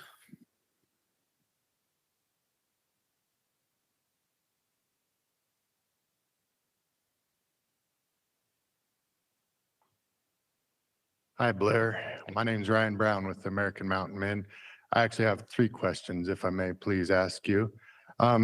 First one, just being an educator, I really believe that multiple exposures to information is an effective instructional strategy and helps me learn. So just for clarity, this proposal has gone through the established procedure of direction from the board, committee, and then back through.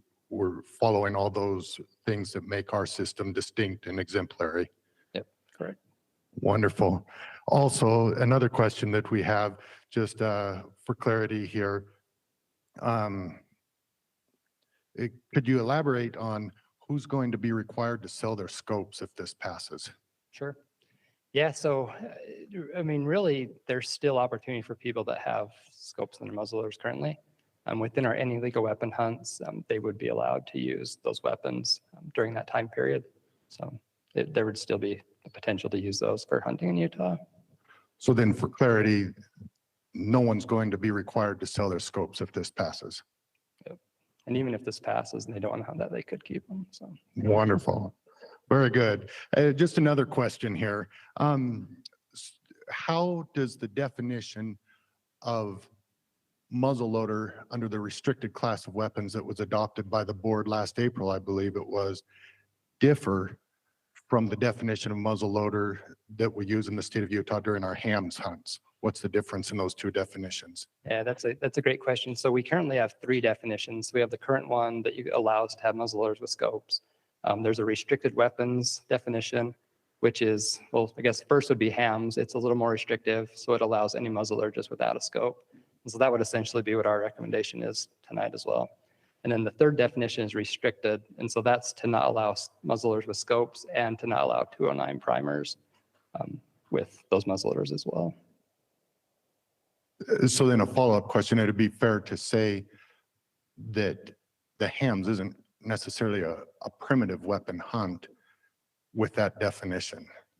Yeah, yep, it would just be no scope on the muzzleloader. Okay, thank you. I appreciate your time.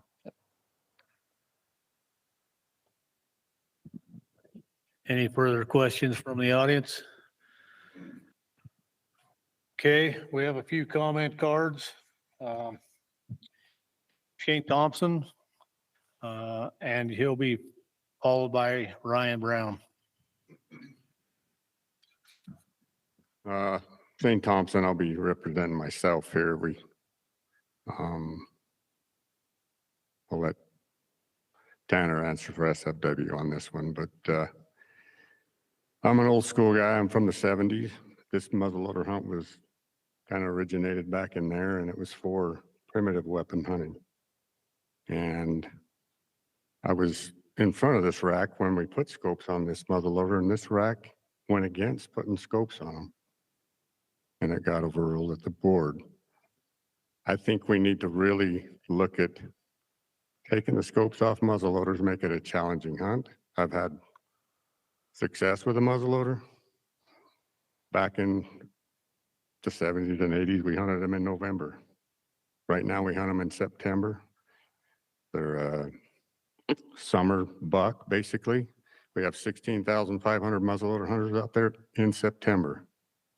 They are worried about killing too big of bucks in November while they're in the rut. We had 2,500 muzzleloader hunters back in the 80s statewide. I think we could go to that, pull these single shot rifles out of September, and our bucks get a chance to breed. We really are impacting our deer herd early. And I don't know, that's a technique we can kind of back off as hunters, make it more challenging. I think we have a big argument amongst ourselves in this, but as hunters, I think we need to really look at our deer herd and our resource. We get our resource back, everybody's satisfied. We don't have to argue about how we hunt them, when we hunt them, how many we hunt. We get our deer population back. This all goes away. Opportunity opens up for everybody. And this is just a step towards maybe opportunity and less harvest and making it a real true hunt, getting in close. And everybody says it's more ethical if we can use a scope. Well, we got the technology to shoot farther. You're going to wound more animals shooting farther because they can. Open sights, you got to get close. And that's how I feel. I'm old school. I like the challenge. I like to hunt hard. And I think, I don't know, as technology, it's amazing what we can do. And there's no stopping us. But we really need to step back and start looking at our resource, how we're pressuring these animals, and maybe look at when we hunt them and how hard we hunt them and what we do anymore. We're trying to simplify everything, make it easier to get out there. And I think going back to an old regular muzzleloader hunt would be fun. I've had some of the best memories I've ever had doing this hunt. And it's challenging, but anyway, appreciate your time. Thanks. Thanks, Shane. Ryan will be followed by Eric Daly. Sorry if I butchered your name. Mr. Chair, I brought some handouts. May I have permission to approach the rack and put them on an end to disperse them? Sure. down? Thank you.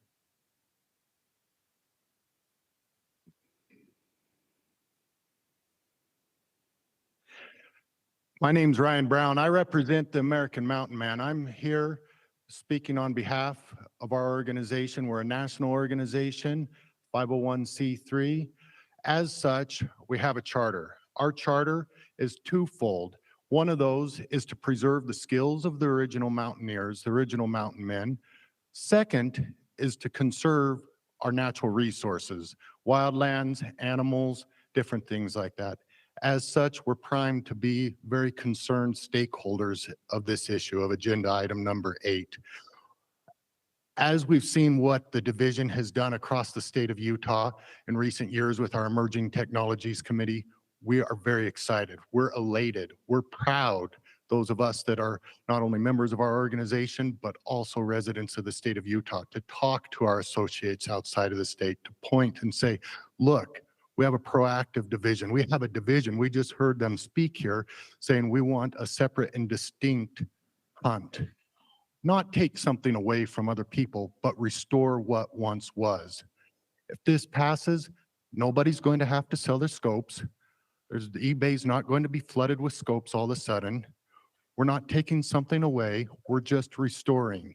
Those who want to still hunt with a contemporary muzzleloader absolutely will have that privilege still during the general and illegal weapon hunt. This is also exciting because of how it's going about our system. This is a unique system. We have a wildlife board. We have committees. It's gone through that, and that needs to be respected and honored. That's been a deciding vote on just the preceding agenda item as conversation goes around. Processes matter. Another important point as we talk about this, it's starting to gather national attention among our members, the members who live even outside the state of Utah, the idea of, wow, we'd look at coming to Utah to participate in that hunt. There aren't always opportunities to hunt in this sort of hunt. Montana recently restored that privilege. Their wildlife board wasn't the same as ours. They went through, they found a legislator, they went around that way. That's not our way. That's not how Utah works. Again, it's exciting to be part of this. Another topic that gets brought up a lot of times as it relates to this is Utah's version of a primitive weapons hunt is the hams hunt. The hams hunts are wonderful hunts, but they're limited entry. They're not a general hunt. Also, we just heard from the division that the definition of what is an acceptable muzzleloader in a hams hunt isn't the definition for a primitive weapons hunt.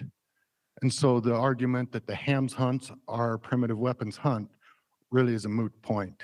It's null and void. Now, another thing that's important as we prepare for the vote, we're so grateful to you for the time that you put in, all the emails, looking at it, the preceding vote, hearing so many of you talk and share your thought processes, how you arrived at where you were voting, the effort you put into it to be educated on the topic. That means a lot. We were disappointed as we were hearing the Central RAC preparing to vote, and then after their vote, when we heard comments along the lines of, gosh, we've got all these emails in favor of it, but we've got all these people who showed up against it. The implication was clear of what was being said there. We're going to value one type of public input over another type. If not discriminatory, that very clearly sends a message of access. What about the National Guardsman who isn't able to attend in person? What about the person who has to take care of a family member and is precluded from participating in person? What about the first responder? And so we really appreciate the effort you go into as you're preparing to vote, to look at all types of public input and value and weight them all equally to that end. We appreciate you. We appreciate the division. We're excited by what the division is doing. This has gone through the correct processes. This will be good for the state of Utah. We support agenda item number 8, the removal of scopes from muzzle loaders. If we could strengthen it in any way, we would encourage you to take it a step further and adopt the restricted definition of muzzle loaders. Thank you for your time. Thanks, Ryan. Eric? Eric will be followed by Scott Hacking. My name's Eric Daly. I represent the Fort Buenaventura Mountain Men. You can probably guess my position on this proposal. I'm going to refer to my notes just because I'm probably a little bit nervous here. Fort Buenaventura Mountain Men is the largest black powder shooting club in the state of Utah. They also host the second largest rendezvous in the West, other than Fort Bridger. We talk about following the process. This proposal is a result of following that process. The Weapons Technology Committee has recommended this proposal, and they have spent way more time discussing the pros and cons than we have time to do tonight. They recommended this to the division. When magnified scopes were approved, I think it was in 2015, muzzleloader technology was nowhere close to what it is today. Back then, if you put a high-powered scope on a muzzleloader and thought you were going to shoot 600 yards, everybody thought you was crazy.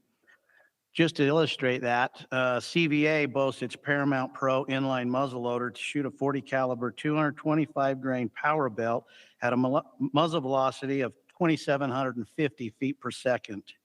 Using Blackhorn 209 powder, which is actually a smokeless powder. It's a nitrocellulose powder with potassium nitrate and sulfur added to make it qualify as a black powder. You top that with a variable power scope and your effective range is well over 600 yards. It also uses a modern centerfire rifle primer. To give you a comparison, a 30-06 shooting a 165 grain bullet has a muzzle velocity of about 2,800 feet a second. A 30-30 shooting 150 grain bullet has a muzzle velocity of about 2,400 feet per second. I don't know how many of you have grandpas that shot 30-30s, but I'll bet there's more deer shot by a 30-30 than just about anything out there. A 490 50 caliber patched round ball with 80 grains of 2F has a muzzle velocity of 1,650 feet per second. That's 1,100 feet per second slower than a modern muzzleloader. Right now, most people consider the muzzleloader season really the second rifle season. In this proposal, there are provisions to allow people with impaired vision with doctor's verification to get that COR. We don't want to take away the ability of those long-range scope muzzleloader shooters. Using this type of equipment, they still can use that. Just needs to be done in the appropriate season, which is the anti-weapons season. Sometimes people talk about kids not being able to shoot because they need a scope. I learned to shoot open sights, and I don't know that any kids today are any more special than I was when I learned how to shoot a rifle. It's kind of like driving a manual transmission vehicle. If somebody doesn't teach you, you don't know how. My dad taught me how to shoot, reload, study animal habits, play the wind and stalk without making a sound. I started muzzleloader hunting back in the 80s when everybody was running around with flintlocks or percussion cap rifles, and that's some of the funnest hunting that I have ever experienced. Starting to run out of time. We put so much emphasis on successful hunt being only successful if we harvest an animal. I believe in fair chase, and so I pit my skills against the instincts and the abilities of my quarry. The Boone and Crockett Club defines that as ethical and sportsmanlike and lawful pursuit and taking of any free-ranging animal, an animal in the manner that does not give the hunter an improper or unfair advantage over the game animals. I hunt because my father hunted. He took me with him, and we built a bond that I still cherish. I do not need to hunt to eat, but I need to hunt to fulfill who I am. I hunt because it links me to the boy I used to be and the young man that my father was then. I hunt because it's never boring or disappointing to be in the outdoors with a purpose, even if no game is spotted. I hunt because it keeps my passions alive and my memories fresh and my senses alert, even as my beard grows gray, and because I'm afraid if I stopped hunting, I would instantly become an old man. And I believe as long as I hunt, I will remain young. Let's put the hunt back in hunting. I and our organization are in favor of supporting the division's proposal. And I would also like to see the division consider under Utah Admin Code R657-5-48 to prescribe a primitive weapons hunt as outlined in that section. Thank you for your time. Thank you, Eric. Scott will be followed by Tanner Carlson. Scott Hacking, representing myself. I have hunted both ways. Last year, I took a nice buck in Utah with a scope. This year, I took a reasonable buck in actually Colorado with peep sights. So I'm well versed in both. I could argue it both ways. I'm a little bit torn about it, but I have to come down, and I'm old school. I do like the primitive nature of the open sight hunt. You have to be more skillful. It takes more investment. It's a better experience as a hunter. So I would support the proposal to remove scopes from muzzle loaders. Also, if you have any questions, I'm familiar with both methods. If anyone has a question on either method. And also, I salute you guys for the job you do, the passion you have for wildlife. And I know you're not being paid anything, I think. So you're doing it for the love of wildlife, hopefully. So I salute you. Thank you. Thank you. Tanner's the last comment card we have for this agenda items.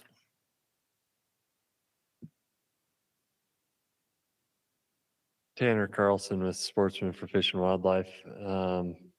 First off, thank you guys for your time. And then also, there are a few new faces on this chair committee here. And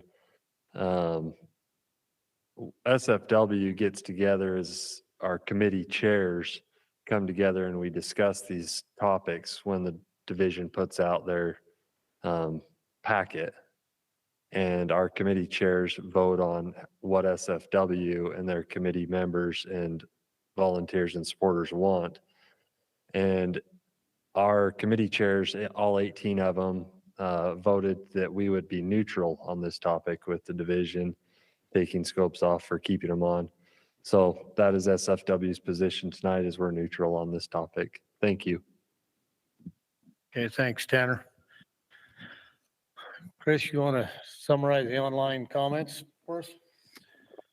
Yeah.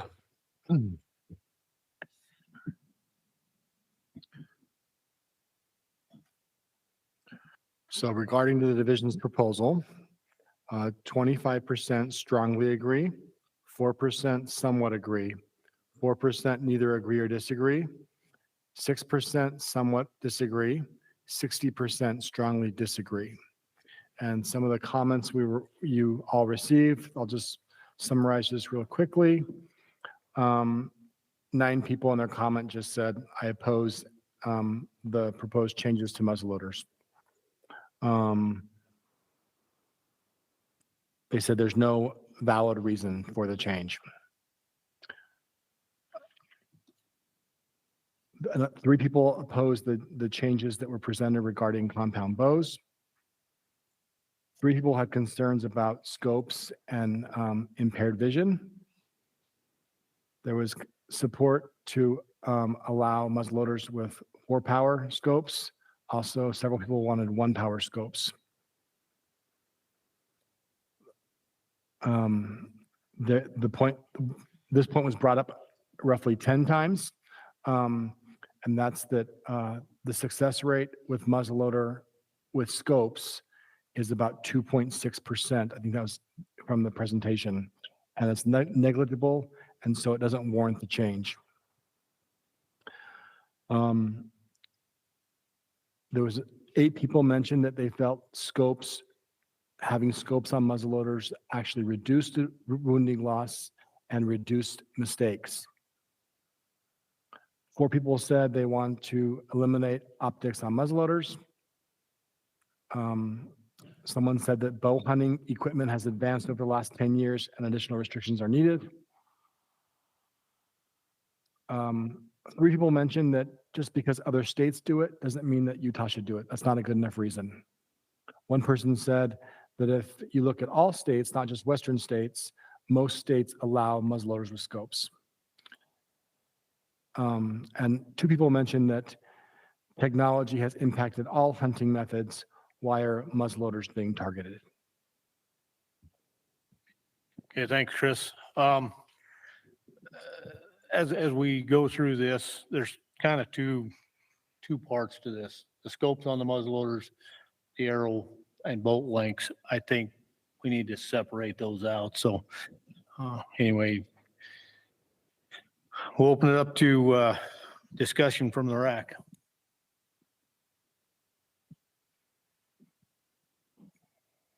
Well, I have a muzzleloader with a scope on it in my closet right now. With that said, I firmly believe that we've gone too far. I think that we need to support the division's move. I have lots of friends that are traditional muzzleloaders, and I will tell you, all of them, I don't do that, but all of them are 100% about the experience. They obviously want to kill a deer, but they're so much about the experience. And I think that is getting lost in our society, that whole process of going out and just having an experience. And I don't think that it should go. I think we should be able to keep inlines without scopes, but I also think that the division, it's probably a different thing, but they ought to consider somewhere down the road some separate hunts for just strictly traditional hunters. I think they deserve to be out there. So. Okay, thanks. Cash. Okay, I have a lot of thoughts, so please be patient with me, but I did try to narrow it down. I don't want to be too long.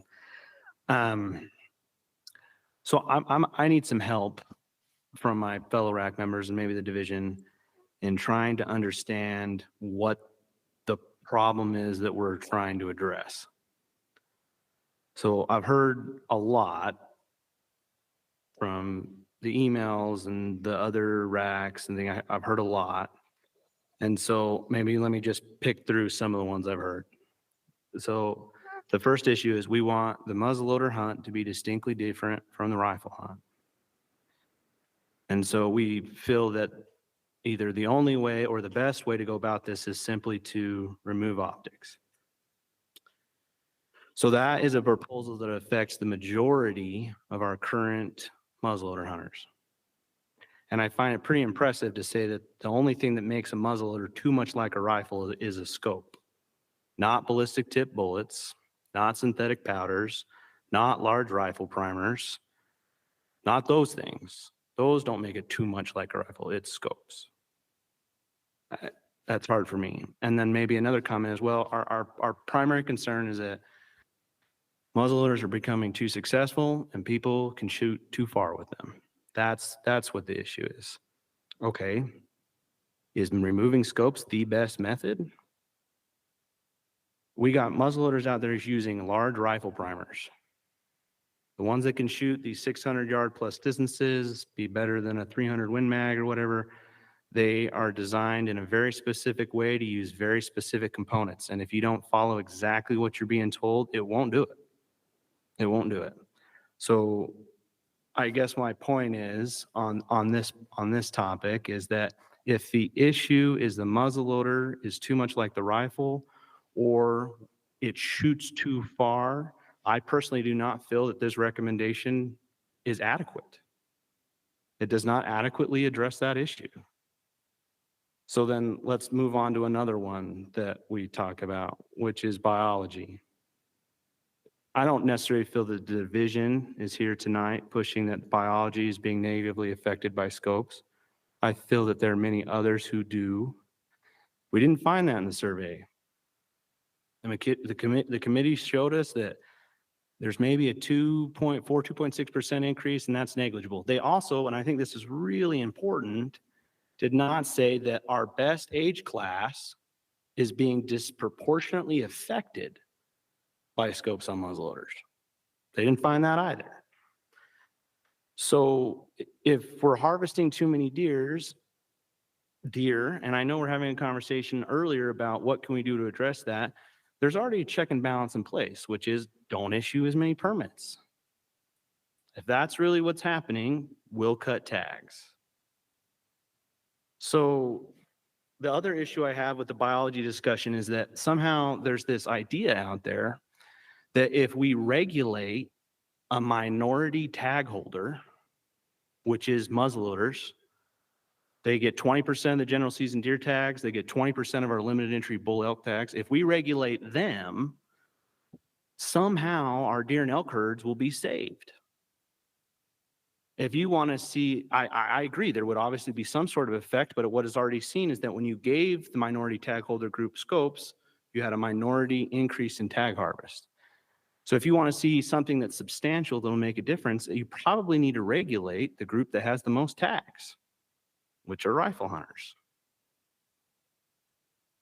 So the other thing I think is important to remember about what we should or shouldn't do tonight is that when we decided to put scopes on muzzleloaders, we conducted a survey.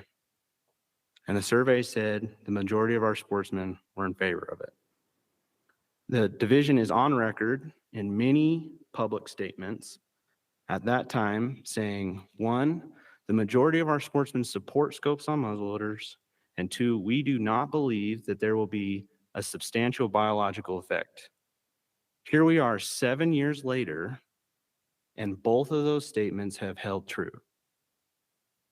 They could not find a substantial biological effect, and although I'll admit it's close, the majority of sportsmen still want a scope on a muzzleloader. And I do really appreciate all the public that has come and commented. I really appreciate that all the feedback we got through our normal process.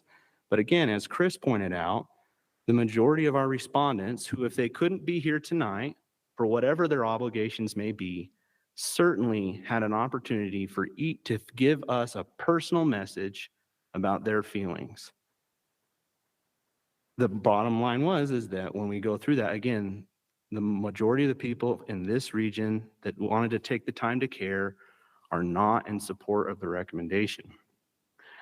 I'm going to end on just one personal experience and then I'll be quiet for a while. This year I had a good friend that had a limited entry bull tag on the Manti for the muzzleloader hunt. He bought CVA's second best muzzleloader. Not their top of their line, not their Paramount, but their second best muzzleloader. We did a bunch of research. We looked into it a lot. We're familiar with muzzleloaders. It's not our first time muzzleloading hunting. And we're like, we want a load that we feel like will be effective to kill this big of an animal at as far as we feel like we can get away with. Let's see what we can do. Over months, we went to the range many times to try to find a load that this gun would take. And in the end, to get the velocities that we were looking for, which by the way, were only around 1,800 feet a second, we could only get a 2-inch group at 100 yards. And then, so the furthest we felt comfortable shooting with this gun was 300. And that's what we did that hunt with. Now compare that with another experience I've had this year. I went and bought a bottom shelf, well I didn't, but someone else went and bought bottom shelf junk rifle. We bought bottom shelf ammo. We went to the range, and in less than one box of ammo, not only did we have a sub MOA group at 100 yards, I could also shoot 500 yards, one outing. For me, the discussion that a muzzleloader is, or how about this? I'll back up. I'll retract that a little bit. That the majority of our muzzleloaders are equivalent to a single shot rifle. I can't get behind. That has not, at least that hasn't been my personal experience. I haven't seen that.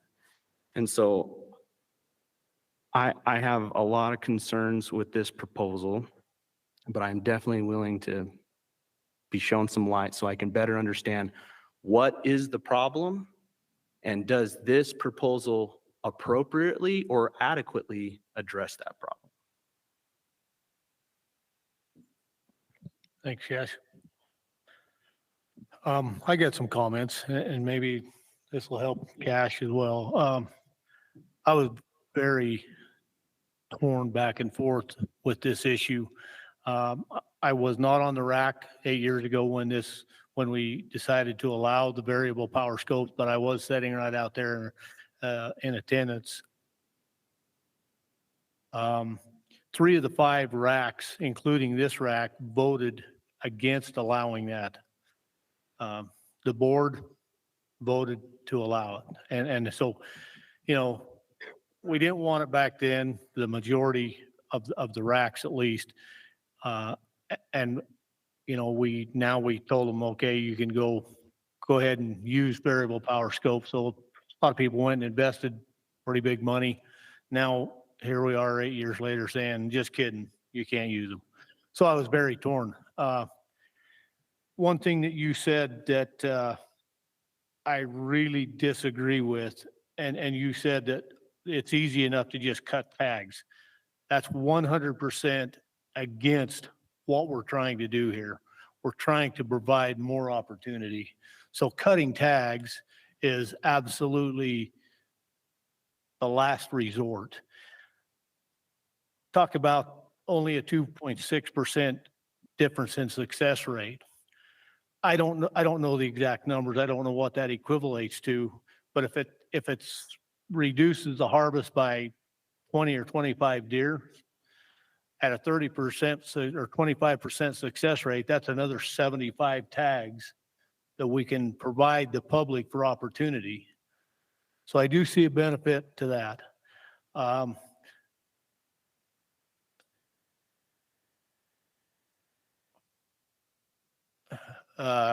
One big concern I have is those people who don't quite qualify for the COR under the current definition of the rule. To me, you know, I've heard the comments about going with a 1 power scope or a 4 power scope. To me, that opens up a law enforcement nightmare. Before we went to variable power scopes, I knew several people when we were only supposed to be using 1 power scopes that had a scope that was 1 to 5 or 1 to 8 power. The only way to recognize the difference was to pick that gun up and hold it to recognize that. And I just don't think that that's what we want to do to our law enforcement people. I do feel like not the majority of our muzzleloaders aren't capable of shooting 100 yards, but I know that there are a lot of them out there. They're becoming less expensive. More and more people are getting those muzzleloaders that will shoot 600 plus yards. And I do believe that this is in the best interest of the resource. And I do believe that eventually it will provide more opportunity by limiting that. I don't disagree that rifles are a big thing. That's a whole different nightmare and how we, how we handle that. Depending on how you guys vote, if the vote is to go with the division's proposal and take the scopes off, I would hope that I would hope that someone would make a recommendation to look at the rule and get that rule changed so that those people who struggle with eyesight, whether it be astigmatism or whatever, maybe have a little bit better option, a little better chance to get that COR. So that's my 2 cents worth. Anybody else?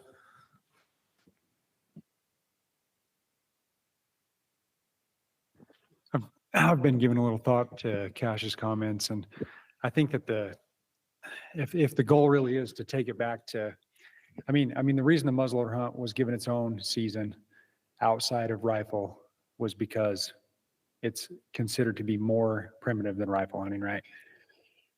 I think that I love having a scope on my muzzleloaders. I've loved it over these last 7 years. But like Steve, I recognize that it's definitely been an advantage to have a scope on there. And I think that that's independent of powder, primer, bullet, all that stuff. Because no matter what, with open sights, peep sight, whatever it may be, you're very limited just by the human eye of what you can see. And that's not just guessing. We actually took the scope off 2 of our muzzleloaders this year to go to New Mexico and hunt antelope. And our groups at 100 yards opened up enormously. And our effective distance closed down tremendously. And that was with 2 different kinds of muzzleloaders that you've mentioned, both a Paramount and your typical like Thompson Triumph, you know. Both of those, the effective distance was very limited by the human eye. It definitely wasn't, you know, some of these extreme distances that you're talking about. So, I mean, I've been torn on this one big time because I want to keep a scope on my gun. But I see where this is going. I see the purpose behind it, you know. So I will just say that by removing the scopes, it would definitely take that, your effective distance goes down dramatically. And then you're still limited by, you have the one shot, and when you're done, you have to put the powder in, put your bullet in, put a primer in, and do that all without dropping any of it on the ground before you have another shot. Or when you're jumping off a horse.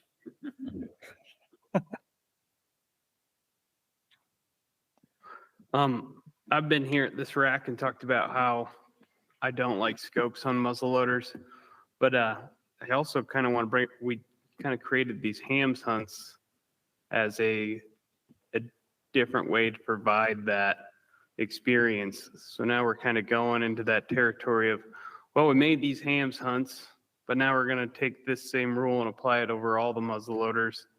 It kind of feels like there's a conflict there. Why? That now you're taking, so you have the hams hunt, which is supposed to be a more restricted hunt. It gives those people that don't want to use the scopes an opportunity to hunt in units where no one else will be. And now we're going out and we're saying, well, you know, we want all of the muzzle loaders to be like that. And as much as I don't really like the idea of scopes on muzzle loaders, we did make that decision. People made that investment. And it kind of feels like we're going back on what we said before.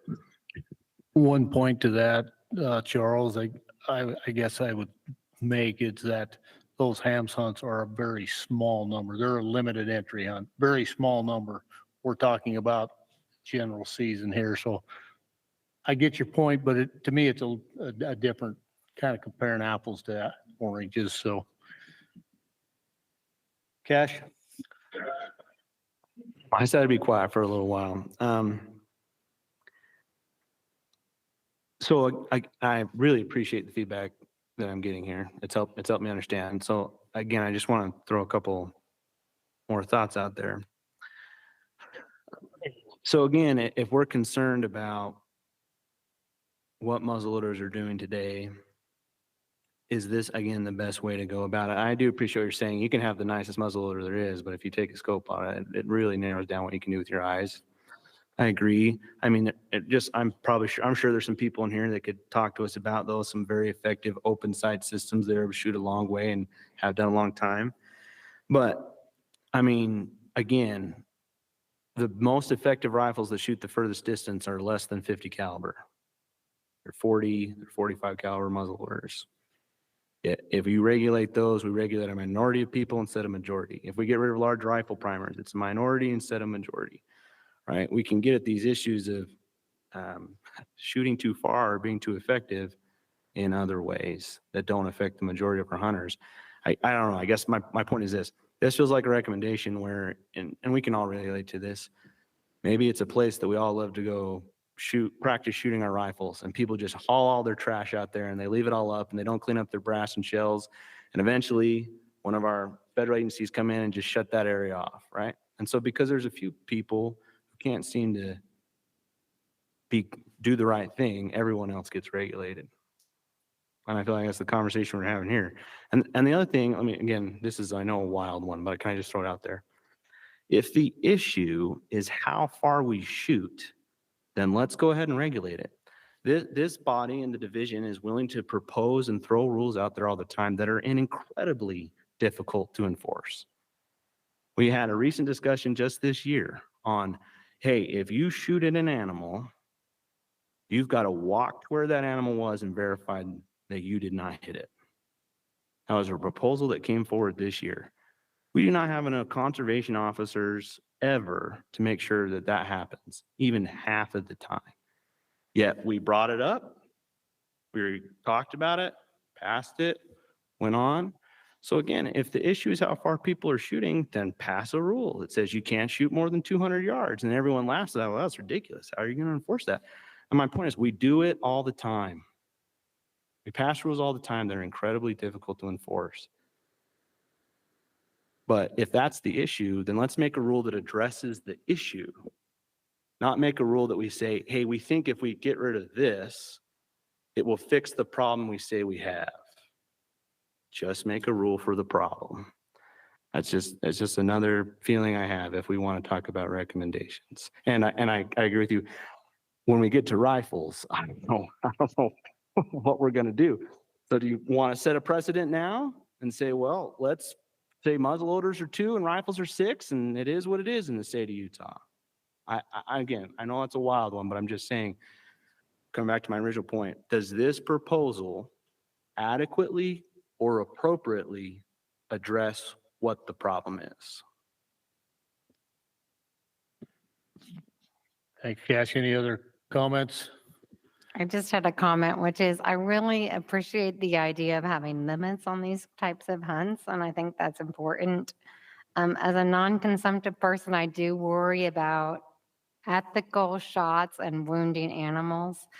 And I just know I'm not a young doe anymore. And I know as you get older, it's hard to kind of find those front and rear sights, right? Maybe I'm the only person in that group, but I think sometimes is the scope helping you to make an ethical shot?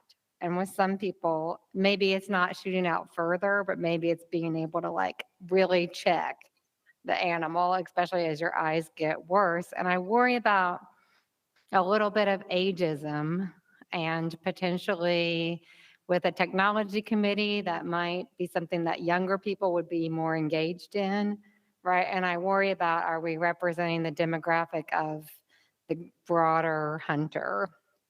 So that's just my only comment. Okay.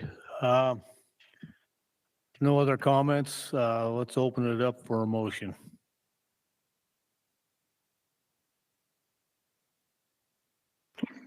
I'll go for it because I really want to see where it's going to go.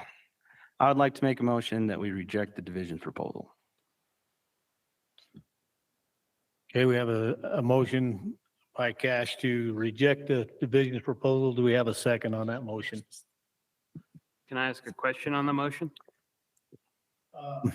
Yeah, Cash, are you talking Yeah, and thank you. specifically to the Yeah, and thank you for bringing muzzleloader? that. Because I do want to separate it. Thank you very much. I want to reject the division. I would like to make a motion to reject the division's proposal in regards to optics on muzzleloaders. That's my motion. Okay. Do we have a second on that motion? Motion dies for lack of a second. Can I make a second motion? I'd like to make a motion that we amend the division's proposal on optics for muzzleloaders, and that we state that it must be a non-variable power scope up to 4 power. If I could, that's my motion. We'll see if it gets a second, and then I'll speak to it a little. Can I ask a question on the first motion? Did the RAC feel that we had adequate time, Brendan? Was anybody planning on seconding that? I saw a couple people like on the first one. You gotta be quick. We're moving on. Okay, So I'll restate it. Yep. So my motion is that we amend the division's proposal for optics on muzzleloaders to state that the optic cannot be of variable power and be no greater than 4 power. And I state that because of a lot of what's been said about folks who have vision problems. And as we've mentioned, a 1 power scope really isn't adequate to address those vision problems. And one other thing I would add to that is that in April, when the Wildlife Board discussed proposals on the restrictions we were going to put on bows, or we weren't going to allow things like the Garmin sight, things like that, there was a specific discussion about PEEP clarifiers and verifiers. And something that the board did say in that meeting is that they did not want to handle every COR that was going to come in and have the division handle every COR that can come in to help people get a variance to get a clarifier or verifier. I believe that allowing some optics up to 4 power and non-variable addresses that issue and also tries to make it slightly simpler for our law enforcement. I appreciate what was said about people skirting the rules. I appreciate that the proposal discussed this specifically, that it could be hard for our law enforcement, and I do support our law enforcement, but I've had a law enforcement officer take my bow down and review everything that I have on my bow and my broadheads, take the time to read my tag and everything that I have on it, take my rifle and open the chamber, look in it, make sure there's nothing in it, close it. If our officers can safely do those things, I feel like they can safely check to see if it's not greater than 4 power. okay, so we have a motion by Cash. Do we have a second on that motion?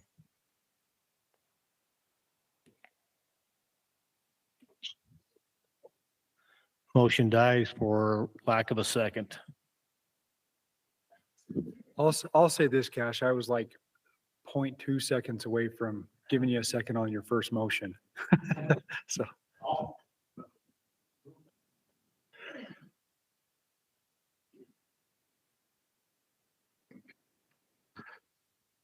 Can I make a motion to accept the DWR's proposal on the second portion of this, not the muzzleloader portion?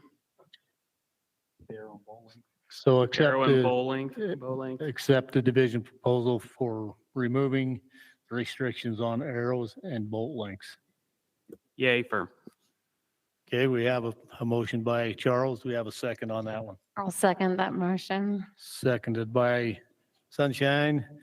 Any questions on that motion? All in favor? Yes. Good job, Motion Charles. passes Picking the unanimously. easy one. Yeah, that was the easy out. Got to keep her moving. Well, then I can make a motion that we accept the division's proposal for the optics. See where that goes. Okay, we have a proposal to accept the division's proposal to remove scopes for muzzleloaders. We have a second on that motion. I'll second that. Seconded by Steve. Any comments or questions on that motion? All in favor? Painful, yes. Yes. 1, 2, 3, 4, 5, 6, 7, 8. Motion passes 8-3. Would you guys like to give a reason for your no vote? Just what I've said before, I think. Okay. Yeah, I know I spoke a lot, but I'll just quickly summarize. My first issue is that this proposal is not adequate if we're trying to make muzzleloaders distinctly different from rifles. My second problem is that there's been no evidence to show there's a biological problem. My third issue is that the majority of our sportsmen still support optics remaining. So if that's the case, my vote is to keep it. So those are my three main issues. Okay, thanks, Cash. Charles, I don't want to vote for or against. I'd like to abstain. say that again. Abstain. Okay. So it passed then 8-2 with one abstaining. Okay. We okay to continue? Do we need to take a 5-minute break? I think we should be on a break. All right, we'll take a 5-minute break. We'll reconvene at 8:26. I think they want us to use the bathrooms outside. Is that right?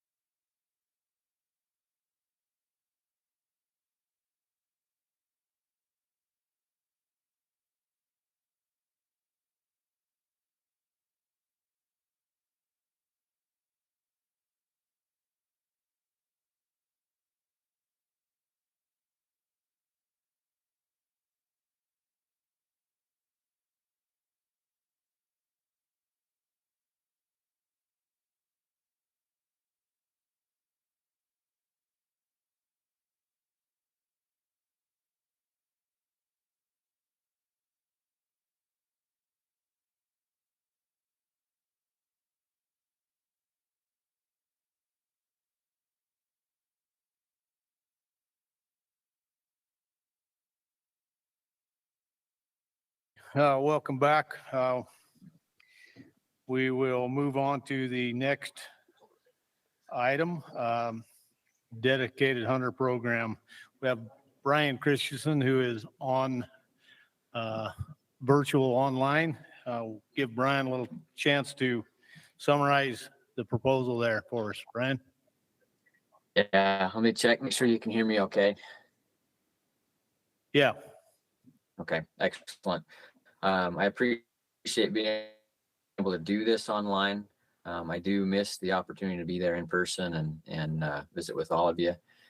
Due to some medical circumstances, this is the way I need to do it this time. So I'll hopefully be able to provide you with all the information you want and get what we need done today. So do you want a quick recap of the changes, or how much detail do you want me to go into tonight?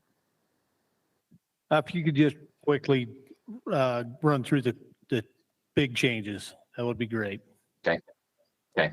So the main points here on my proposals today, a couple of things are just clarifications. They were already in the existing rule, like not being able to switch units while you're in the 3-year time frame, being subject to changes that occur to general season.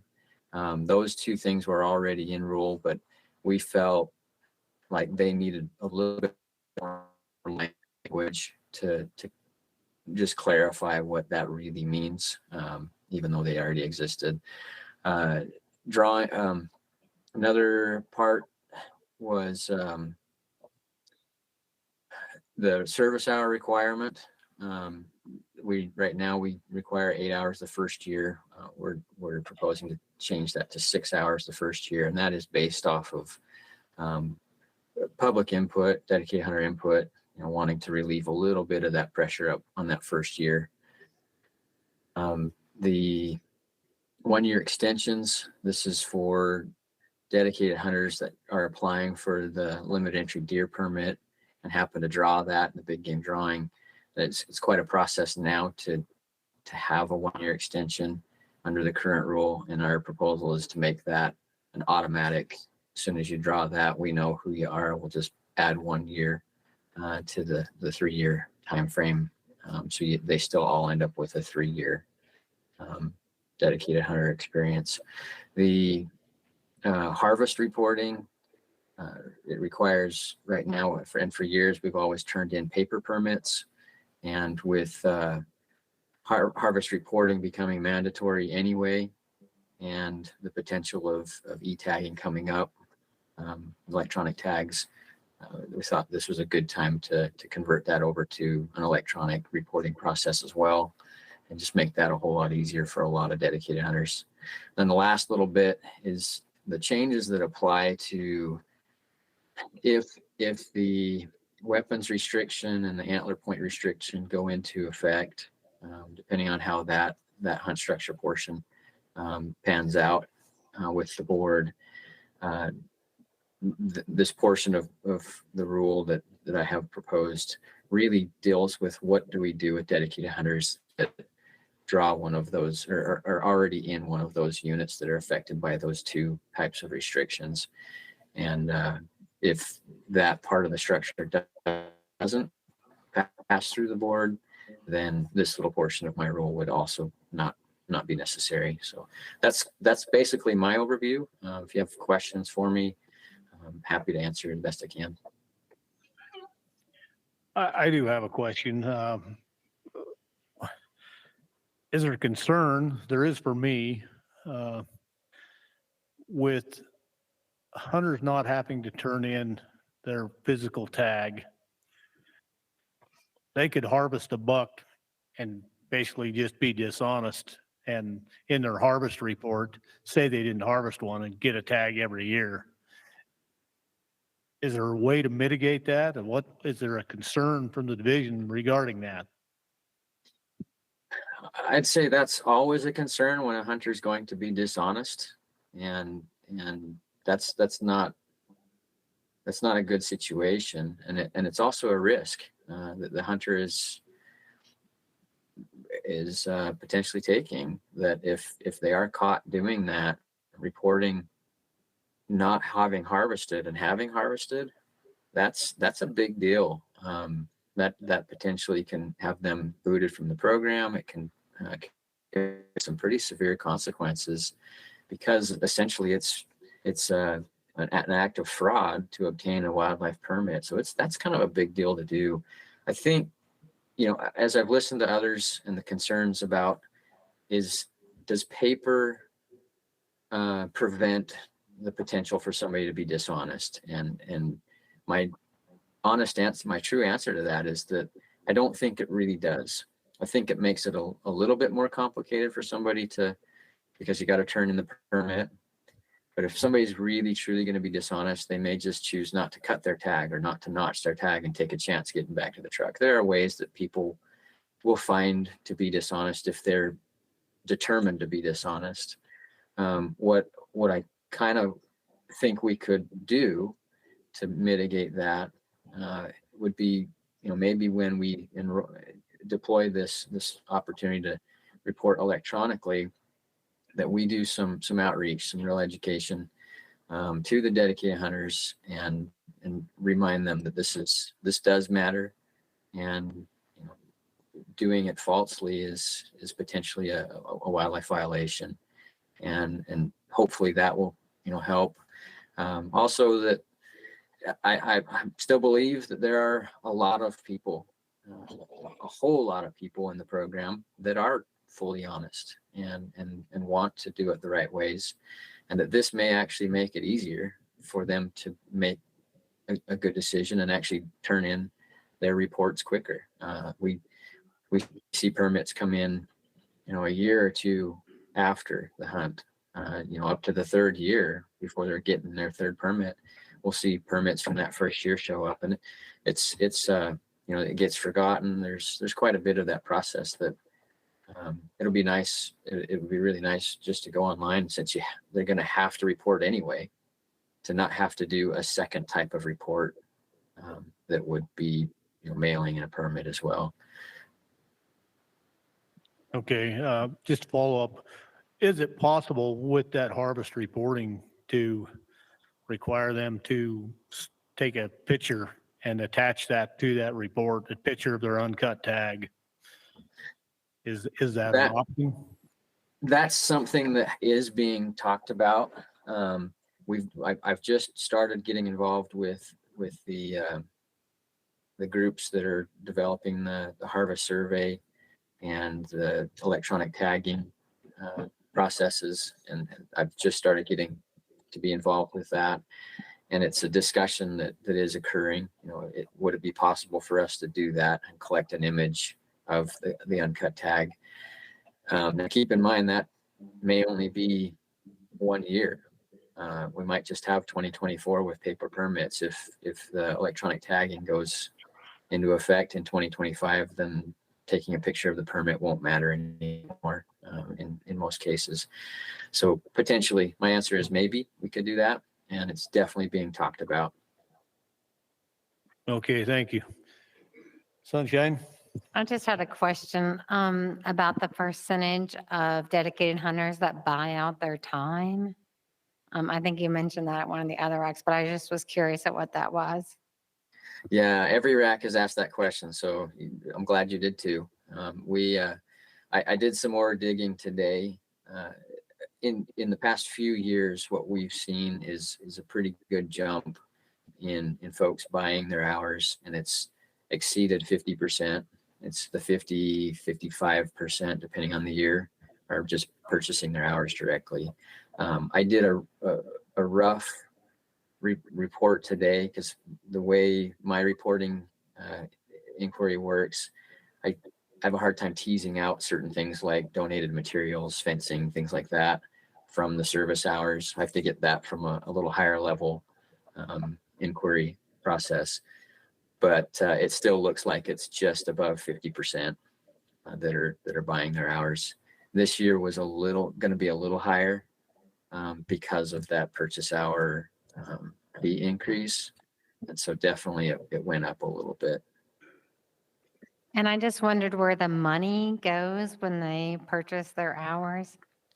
Yeah. So the short version of that answer is that when dedicated hunters buy their service hours, that money goes into what we call a restricted account. And that's just a fancy word for saying that the division can utilize that money at its discretion for what it deems is the most appropriate use of that money.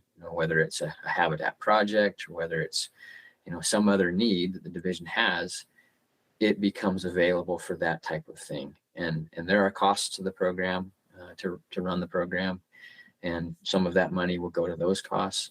So it can be used for a variety of things, but I can tell you that the division focuses and tries to budget a lot of money towards mule deer and mule deer habitat. So it's certainly realistic that money that dedicated hunters pay for those service hours does eventually get into deer related stuff as well.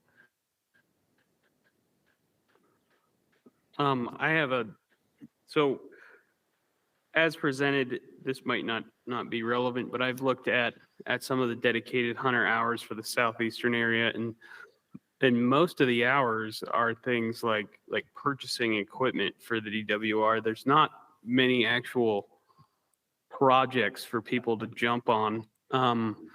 I know that a lot of people buy their hours and things. Has there been any discussion? We already have this great habitat improvement group, Utah's Watershed Restoration Initiative, of having somebody from the DWR show up and give a presentation at their first meeting every year about how these dedicated hunters could help these land managers get that work done on the ground so they can create some actual hours for these people to get.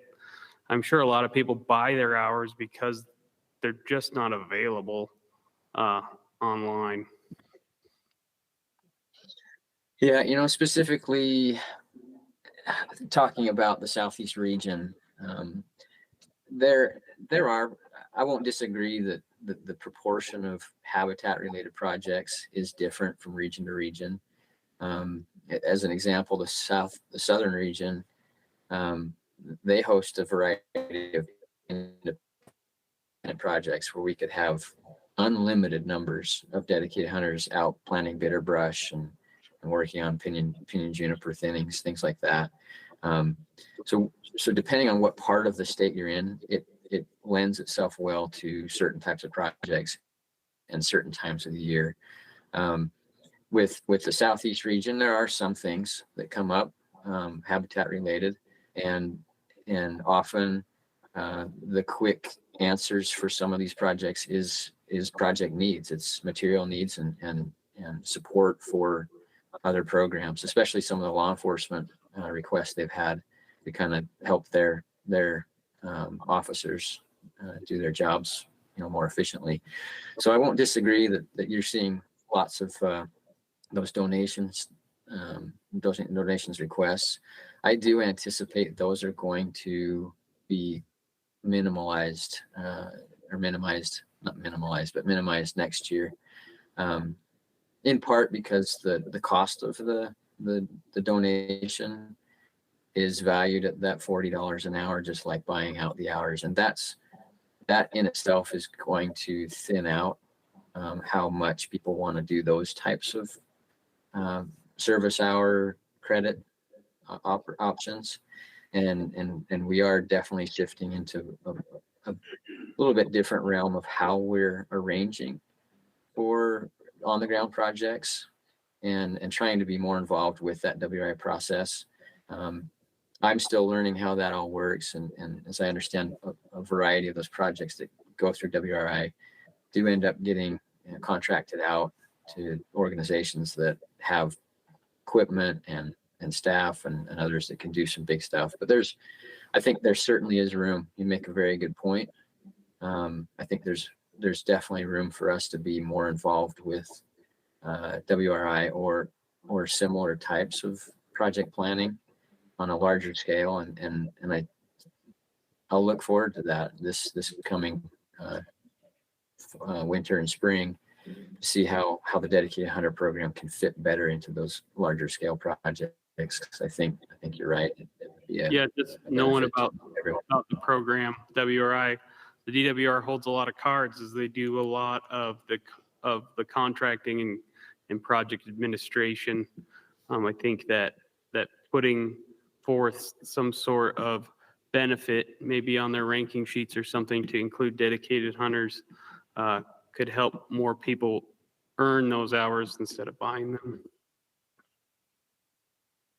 It's a great suggestion. I think that's a good thing for us to look into deeper. One quick question for you, Brian. So the extension, would that be retroactive? Like, let's say that somebody's in their second or third year, they've already had their limited entry tag. Would that be added on automatically at this point?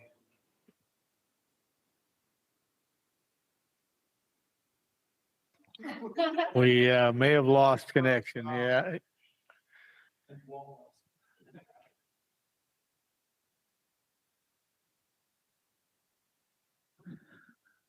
While we're waiting for him to come back on, shout out to Walt because he runs this program like a champ. Good job. Yeah. Thanks, Walt. Well, that may limit our question ability, but are there any questions from the audience? If not, we'll go to comments. Do we have a comment card? One comment card, Shane Thompson. You guys are gonna get sick of me tonight, I guess, but Brian's back. Brian, we lost you there for a minute. We kind of moved on without you. We can't hear you. Did you already vote on it? No, we did move on to public comment though. You want to Okay. go ahead and finish your questions? Yeah, Scoot? we didn't catch your answer to my question. Yeah, restate your question. I got so jumbled by getting kicked off the internet that I forgot the question already. So the extension of 1 year for those who draw limited entry tags, would that be retroactive? Yeah, it's not written that way in the rule to do that specifically, but I think that's doable for those that are in the program now, once it goes into effect. Essentially, I know that by process, we would take care of the ones that draw next year or the year after, you know, the new enrollees. And then all those that are in that situation where they maybe drew the limit entry last year or this year, I'd probably just reach out and contact every single one of them anyway, just so that nobody gets left through the, you know, without knowing what happened. So either way, we'll make sure everybody has a chance to extend. Thanks.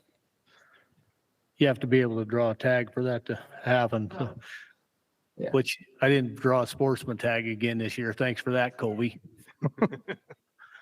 So any other? All right, let's go to comments from Shane. the dedicated hunter program is awesome and I do appreciate it, but it's got off course. I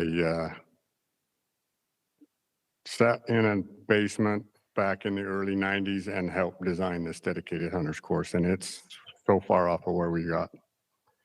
I don't know how to go about it. I appreciate working in the field. I think buying your hours is, I mean, it's an option and they ought to be allowed at last minute maybe, and when you direct that payment directly to mule deer any way we can. But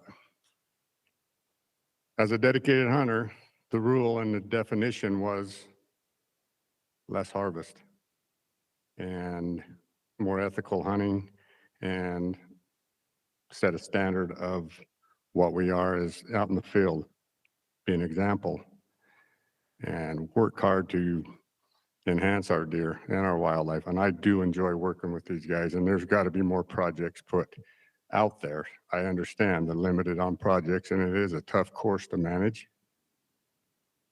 but the direction of this dedicated hunter is so far off of what the original thought process was. I hunted deer. I'm old. Okay. So back when I hunted deer, I could hunt 2 deer a year. kill both with a bow if I wanted. That option's gone.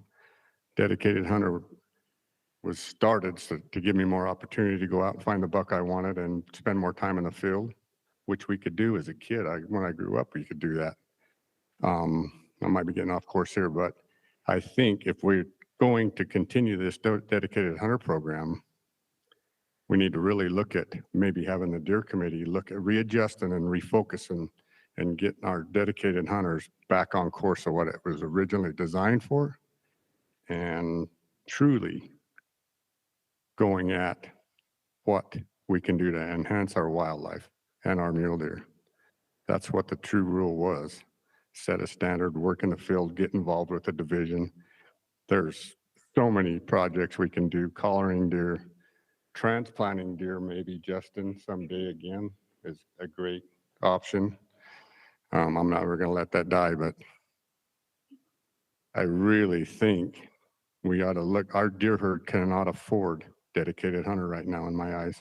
I think there's too many options, too many people in the field, too much pressure. We get our deer herd back to where we can have these options, but I had an officer back then tell us our deer herd couldn't sustain dedicated hunter, and I scoffed at him. At this point, our deer herd has plummeted nonstop since then. And I think he had a valid point back then. So getting more officers in the field to police this, funding, whatever, I think we gotta police ourselves, but we need more officers in the field policing every unit, every deer hunt. They're up against the wall. They never get enough time to go out and police every hunt and every unit. And that was the whole purpose of starting this dedicated hunter program, is to be, I don't know, a role model hunter and set standards and be an example. So, and the money, I think every penny that goes into this dedicated hunter program ought to go towards mule deer. And we are trying to build our mule deer herd back up. And we need to start focusing on every project we can. And I know it's a lot to manage. It's blown up. Maximum numbers, you can't even draw it no more. So I propose the deer committee really looks at this when we get together and we really focus on making this dedicated hunter program successful again and really what it's supposed to be. Thank you. Okay, thanks, Shane. Bring it up. Okay.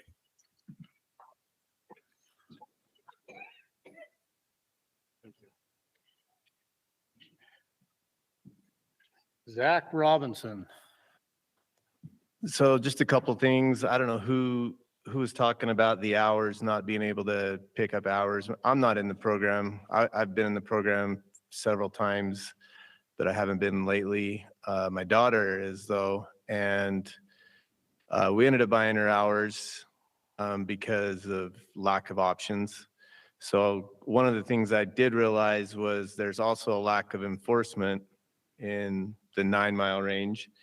And so one of the comments I'd like to make is dedicated hunters should be, held to another higher standard, like he's saying. So I don't understand why they couldn't, have the option to work, maybe do check stations with DNR employees, stuff like that, because some of the people, they just, what happens is the end of summer comes and they're like scrambling to get a project. And if you were like, you know what, you're not going to hunt the archery hunt or the muzzleloader hunt, a lot of these people just want to make sure they have a permit.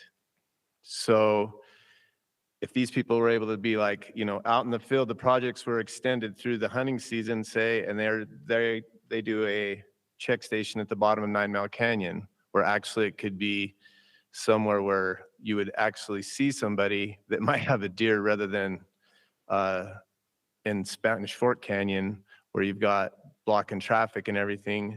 The checkpoints used to be at the bottom of canyons, 9 Mile Canyon, bottom of Sunnyside Canyon, bottom of Huntington Canyon. And I think that type of interaction would help sportsmen to actually have to interact with each other. And maybe they, and it would give dedicated hunters an opportunity to get their hours. It might not be through the summer, but it might be through the season. And it also would help enforcement because enforcement, I don't know if everybody's aware, but I mean, these guys have a job that to cover area that I mean, I don't know how, if you want to commit a crime, it can happen because these guys, they're trying to do the job of 10 guys. And that's just the truth.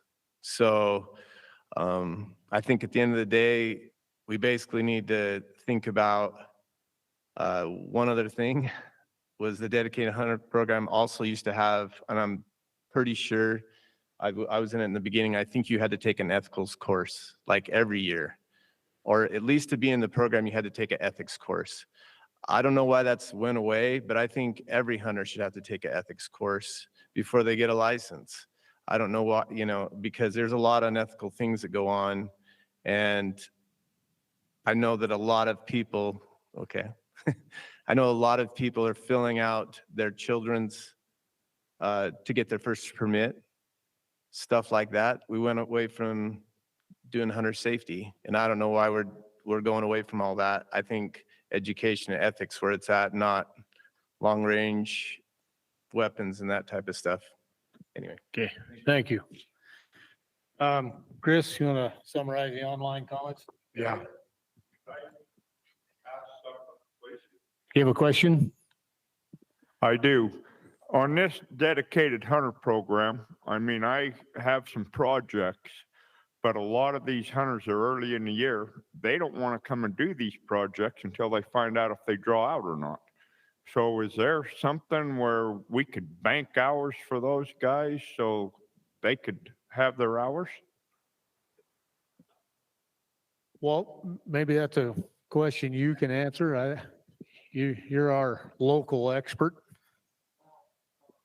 We attempted to do that at one point. Whoops, sorry. You can just go down this on here. Yeah, we attempted to do that at one point to have a button on the computer where we could bank them hours. And these people could come in the spring and do the project and they would bank, not knowing if they were going to be in the program yet or not. And I personally thought it was a good idea, but it ended up kind of being a technology burden at the time. And so we didn't do it. And that's a lot of the problem I have in this area is I've got great projects that happen in the desert in March. When that project is happening in July, no, nobody wants to be out there in July. But in March, it's fabulous out there, but we can't get the volunteers to go out there. They don't start thinking about it until like May or June. Then they're like, oh, good God, I need to get my hours. And then they start panicking and going for stuff. The other part that I struggle with in the region is on the Manti up here, the BLM and the Forest Service are freaking and amazing to work with. Just absolutely amazing to work with. They will come up with projects, and especially projects back when I started, a lot of my dedicated hunters were in the coal industry. So they were either miners or truck drivers or coal-related industry. Hardly any of them that I knew had Saturday and Sunday off. These guys had Tuesday and Wednesday off. And so I worked hard to try to get projects that would happen all the time that they could just go out and do. We actually do projects with him up there because he butts up next to Gordon Creek up there. Works out great. And that's what I tried to kind of blend the program into to try to utilize the people that I was working with. But on the BLM and Forest Service side, when we get down below Moab, then that's when I struggle. I talk to them once in a while. I get oh yeah, I think I got a project that we can do. And I said, I can use all the projects you can do. And then when we have a meeting, they're telling me we can pick up old fence, we can do this, we can plant this, we can do this and do this. And I'm like, hallelujah, let's do it. It's crickets from then on after that meeting. It's just crickets. I hear nothing from anybody. So I poke and prod and try to get some stuff going down there. But banking the hours, I don't know if the technology is here now that we could do it or not. Thanks, Walt. Scott, or yes, Brian, sorry. Too many names tonight. Brian may have some help for us. Yeah, so I appreciate, and I was hoping that Walt would have a chance to get up and talk more specifically to the project variety in the region. I know he works hard to provide as much as possible, but there are some different kinds of challenges in that part of the state. And some of that is because there are more remote towns and locations than I deal with up here in the Wasatch Front. So thank you, Walt, for explaining that a little bit better. The direct question was, can we bank those hours? Can we do them up front? And the short answer on that is we took that idea out to the RACs several years ago, and it didn't pass. It didn't go through for a few different reasons. And one of those was we don't have a structure built for that kind of thing. Could it be built? Yes. It could exist. There were enough concerns back when we first brought it out as an option about the details of how that would work. Who would be eligible for it? One comment we got was in favor of it because the guy had 2 or 3 kids and they were 6 or 8 years old, that kind of range, and they always go with him on his dedicated hunter service. So if they were doing service with him, they could be banking hours 4 or 5 years in advance of even being eligible to apply for a deer tag. And all of a sudden things kind of started spiraling of how are we going to track people doing service that aren't even going to apply for a deer tag for years and years and years, and how do we implement that? And it just got more complicated at the time. And also I have concerns about if we do hours up front and then expect to draw that year and then maybe don't draw the next year and then don't draw the next year. And some of these units, it can be 3 or 4 years to get into. It's kind of awkward to have done service hours and having them sitting there waiting for 3 or 4 years and still not be getting into a program or into a permit. So that's kind of why, and at that time, that's when we switched over to the 0 hours for the first year, 16 the second, and 16 the third year. And unfortunately, we found that it just shifted more pressure onto that second and third year, June and July timeframe, instead of proactively getting it earlier and earlier. So we went back to the original 8 the first year, and then 16 the next, and 8 the last. The hope with the proposal today is that by dropping it down into 6 hours, that even with some drive time to get to a project, getting 6 hours in and still getting home before dark is a little bit more doable than it was with an 8-hour day. And in a lot of cases, we don't always have 8-hour projects, but we have a lot of stuff that's 6 hours.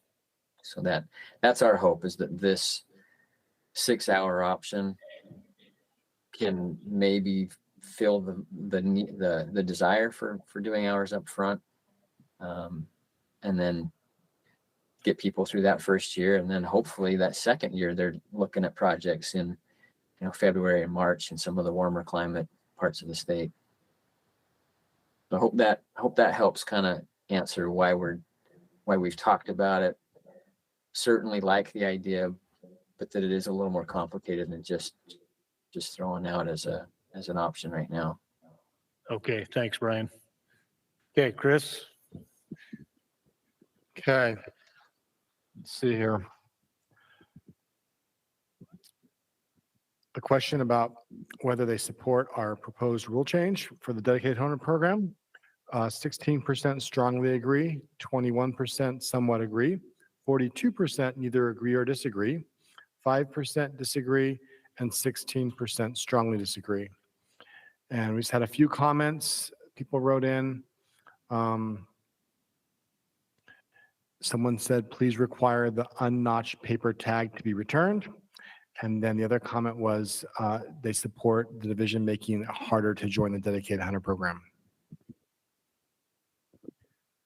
Okay, thanks. Open it up to comments from the RAC. I guess this is maybe more of a question than a comment, but do we have a lot of good data on the demographics of our dedicated hunters in terms of gender and age and things like that compared to the regular hunters in Utah? We do have that information because it's all tied to the license and the applications as well. It's not something I've looked at recently, but it's definitely information we could pull really quickly. And then do we have a lot of information on dedicated hunters versus like R3 initiatives in terms of like retention, recruitment, and reactivation of hunters? Give me a little more information. Like let's just say some programs like Becoming an Outdoors Woman, and like lots of states work with dedicated hunters to try to promote gender diversity in hunting. So I know that doesn't happen with our dedicated hunter and our BOW right now in Utah. And I'm just wondering if there's other initiatives like that are part of that I'm just missing. With the dedicated hunter program specifically, I don't think we've done any real efforts to try to recruit any particular demographic. It's deer hunter, somebody that just wants to apply to hunt general season deer is the person that we want. Now, could we market more towards different demographics? I think we could. I'd want to see what it looks like now. With your first question, what does our current demographic look like? I could probably guess, but things may have changed in the past few years that I haven't noticed. So I'd be interested in looking at that. And part of my work group in Salt Lake deals directly with R3 and different kinds of recruitment.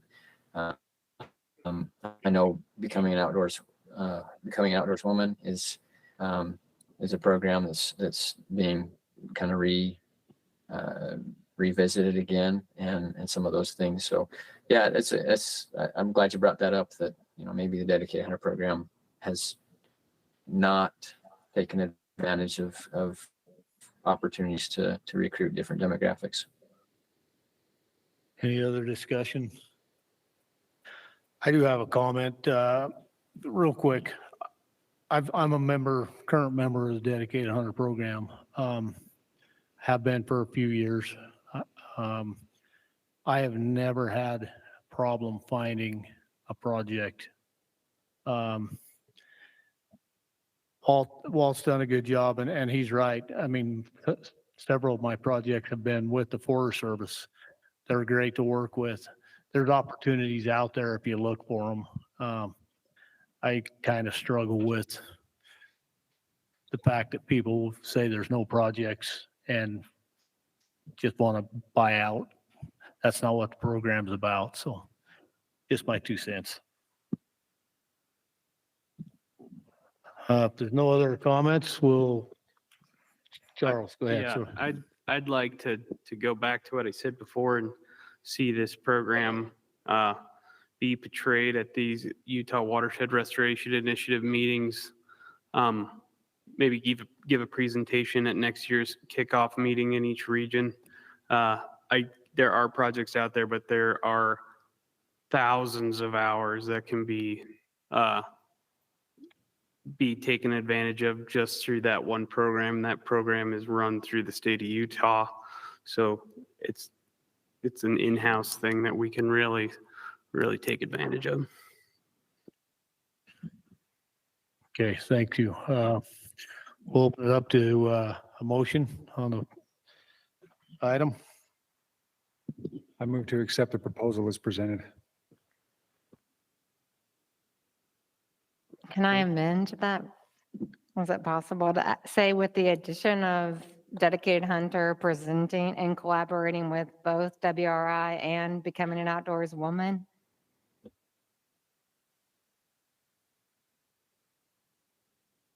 I think those are great discussion items, but I'd just like to keep my motion as is. But I do think that those are both great ideas and things that should be I discussed. think that's a good idea. I think it kind of getting off topic of what the proposal is here. I think we need to stick with a little more with the proposal, but that is definitely something that's worth looking into. Okay, so we have a motion on the table to accept the division's proposal as presented. Do we have a second? I'll second. Okay, motion by Scoot, seconded by Dana. Any discussion on the motion? All in favor? Tyler?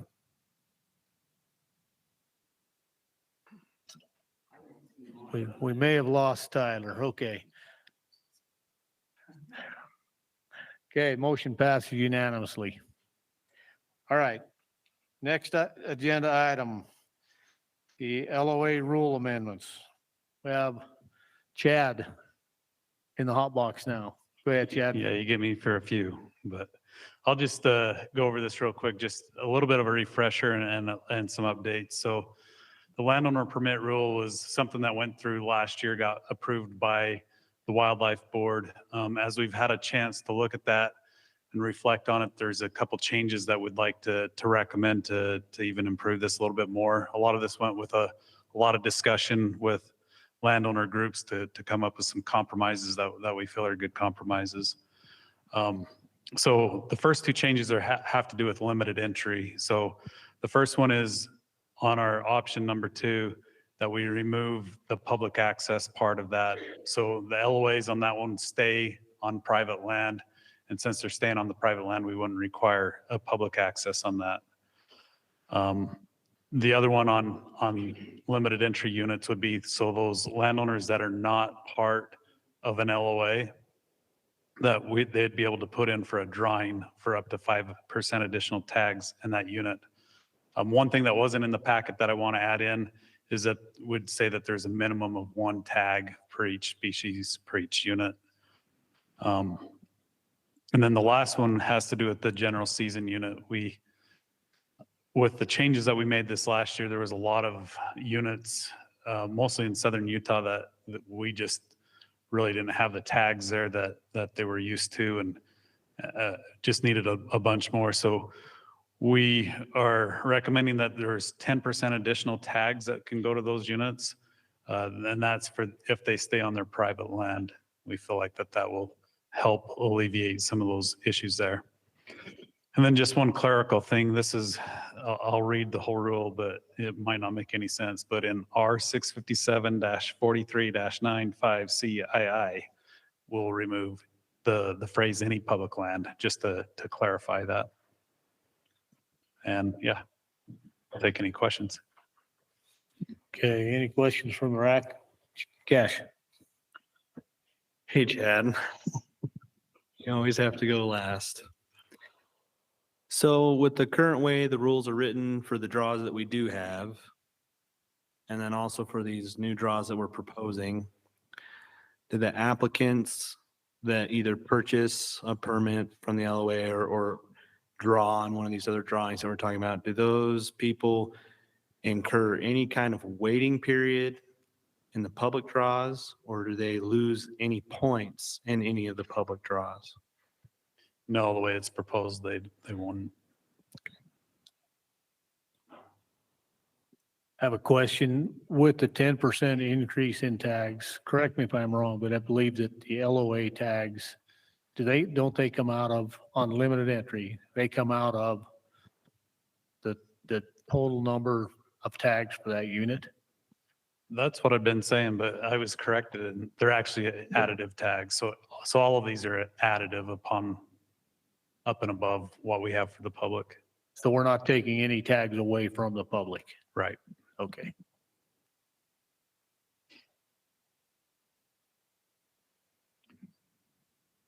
Any other questions? We'll open it up to questions from the audience.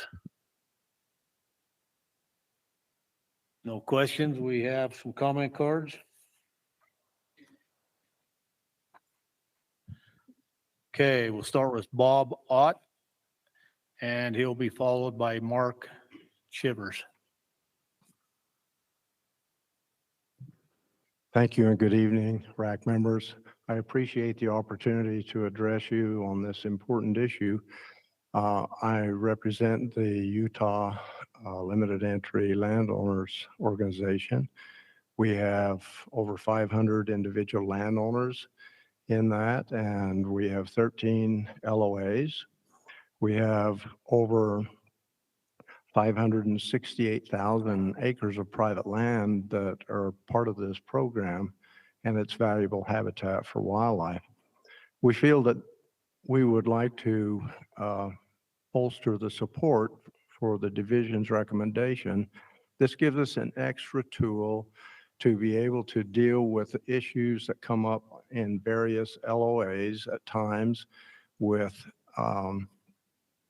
variations in landowner capabilities to comply with the current rule, which says that we would provide 100% landowner land access to an equivalent number of public hunters that would amount to the same number that we get in permits.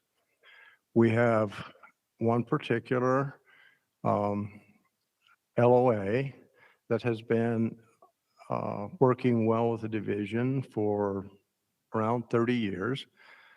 That's the Diamond Mountain LOA.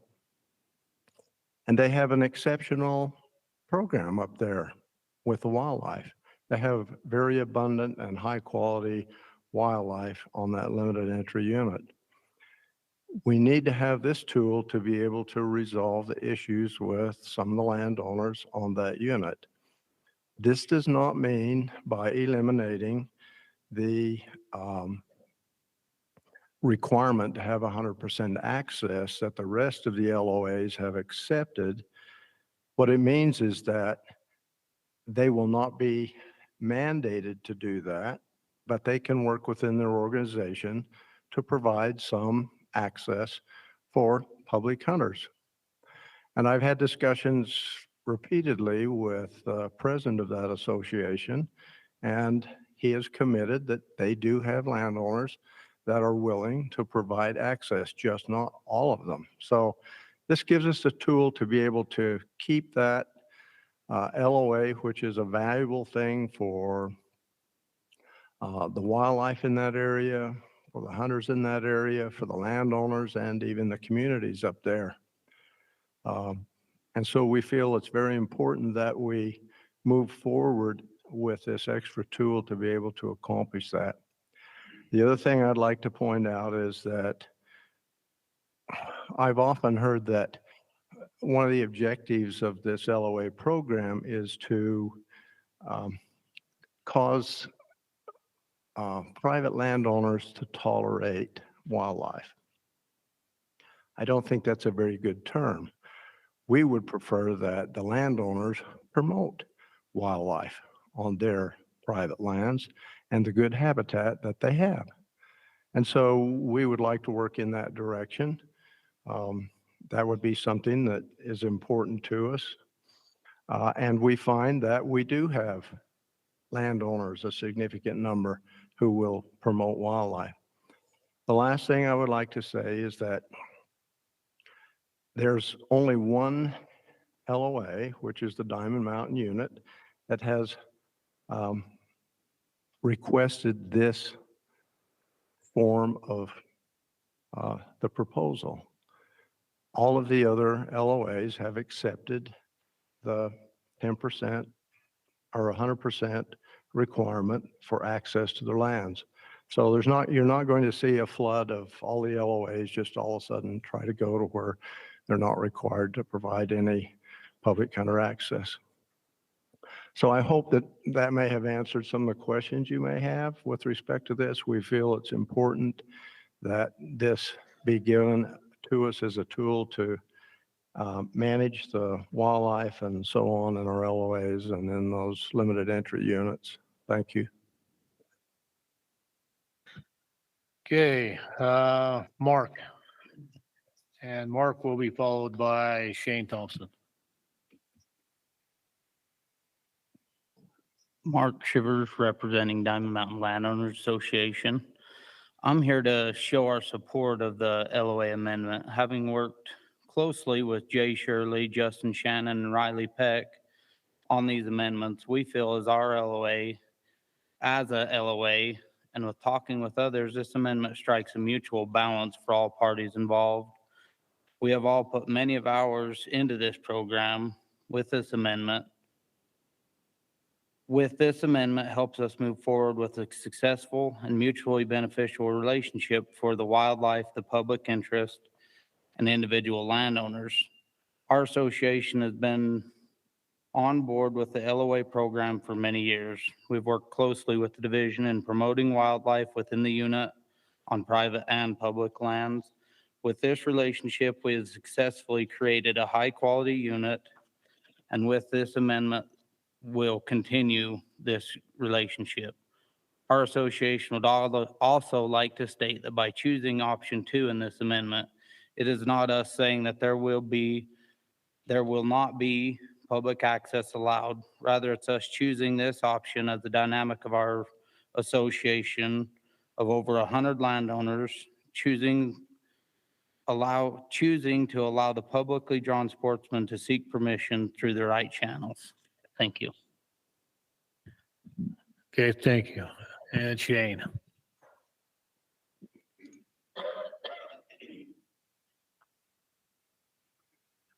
This will be brief.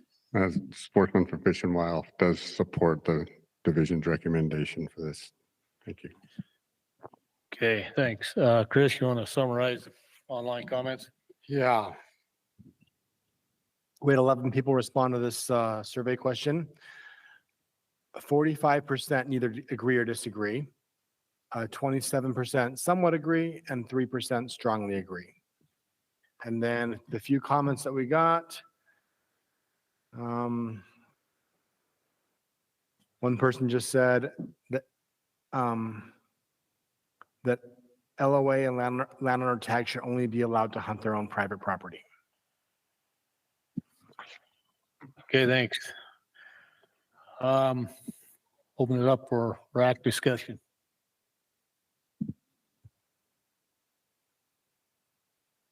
There's no I think this is great. I mean, it's a lot better than shooting a bunch of does, right?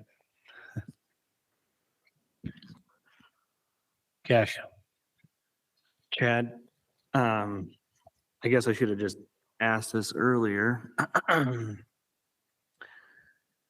So isn't a lot of our LOA issue, I know it's an ongoing fight, and I do appreciate all the time put in both by the division, private landowners, public, the committee, into working on this rule. But aren't a lot of our issues that we're having right now and why this proposal is coming forward is because we simply said, you have to do what you agreed to do when you decided to become an LOA. And isn't that where a lot of this is born from? I don't know exactly the question that you're trying to ask, but what I'd say is that in the past, we had the LOA rule. It was being followed. And if you're referring to Diamond Mountain, they would ask for a variance to not have to allow public access, and they were granted that variance by the Wildlife Board. Once we had the landowner association or the landowner permit committee come together, that was one of the things that we discussed, and it was something that we would get feedback that people had a hard time with. So it was something that we tried to address in that rule. And I think this latest version of what we're putting forward now is a really good compromise from where we were back then to where we are now. So, I mean, essentially had Diamond Mountain was hunting the whole entire unit, but didn't have to allow public access. I think they did allow some, but now they're not able to hunt the whole entire unit. And so we feel like it's a fair compromise. I hope that answers. Oh, your that does. question. No, that's perfect. That helped. I guess a comment that I would make on this is that I have a big concern, and the thing is, we talked about this once before. When the division brought forth proposals a few years back, and that packet included things like all of our limited entry hunts are going to incur a 5-year waiting period, and things like, hey, if you buy a leftover mule deer tag, you're going to lose all your points. Like, we've had this discussion once before, but I haven't, and in part of that packet, I guess what my point is that a lot of these landowner draws, if you went through the landowner draw and you got a general season deer permit that way, you were going to lose your general season deer permit points in the public draw. And that ultimately didn't make it through. But for me, I think with this proposal, I do think it's a great idea. I know the LOA fight was a hard fight. I can't even imagine, I'm on the Cwmu committee right now. And so I realize that there are a lot of long discussions that take place, and I appreciate the work that's gone into it. I appreciate that landowners want an opportunity to hunt on their own land, and, they're allowing the wildlife to be there. I love all that. But I don't like the idea that if I have enough acreage, I can put in my own private draw with a heck of a lot less applicants and draw a premium tag, and at the same time be applying for the same permit in the public draw. And if I draw over here in the private draw, which is essentially what it is, I don't incur any waiting periods, I don't lose any points, and that opportunity is not provided to everyone else. So I think, don't get me, I run the numbers all the time and try to say, these are the units I should put in for because they're my best chance. So I appreciate if landowners are like, well, I have a way better opportunity to draw in the private drawing. I think that's great. Let them do it. But I do not think that you should be able to have your cake and eat it too. You can apply in a draw here, and you can also come over and apply and draw here. And if you draw over here, it has no bearing or effect on what's going on over here. So I struggle with that. That's my only struggle with this proposal. I think if we're to accept it, I think we should add on that if you draw a permit, you incur a waiting period and you lose your points in the public draw.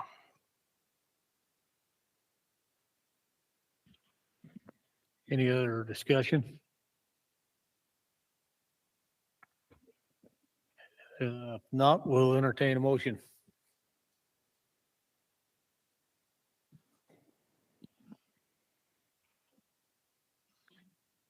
Don't everybody speak at once. I'll make the motion and see where it goes. I would like to make a motion that we accept the division's recommendations as proposed with an amendment that if a landowner draws or a person purchases an LOA tag in a private drawing or directly from the LOA, that they incur the already stated waiting period for that species and lose their points for that species and hunt. I'll second that. Okay, we have a motion on the table. And yes, I want to make clear that that waiting period does not apply to the private drawing. If you want to apply to the private drawing year after year after year, go ahead. But the waiting period applies to the public drawing. Chad, can you clarify something for me? Because I don't understand fully how this works, I guess. Are they putting in for a drawing in the LOA? Or are they essentially getting these tags? I mean, they have to draw within because there's more landowners than there are tags, right? But essentially those tags are to mitigate. Yeah, so it's a complicated program, right, with lots of Yeah. moving parts. So if you're part of the landowner association, they get vouchers that they can sell. But one of our new proposals is the up to 5%. So if you're not in a landowner association, then that's where if this recommendation passes, there would be a draw for those people. And so that would be, you'd have to have 640 acres of habitat. And you could get one, and you'd have to hunt just your private land. And you couldn't, that it's transferable, but you can't make any money off of it. You can't sell it. You can't sell trespass fee or anything else. It's just an opportunity to hunt your own land in a limited entry unit. Okay, thank you. Any other questions on the motion? Just one point of discussion on that. If they're limited to hunt just their own land, and that disqualifies them from, if they lose their points, they can't put in for other hunts.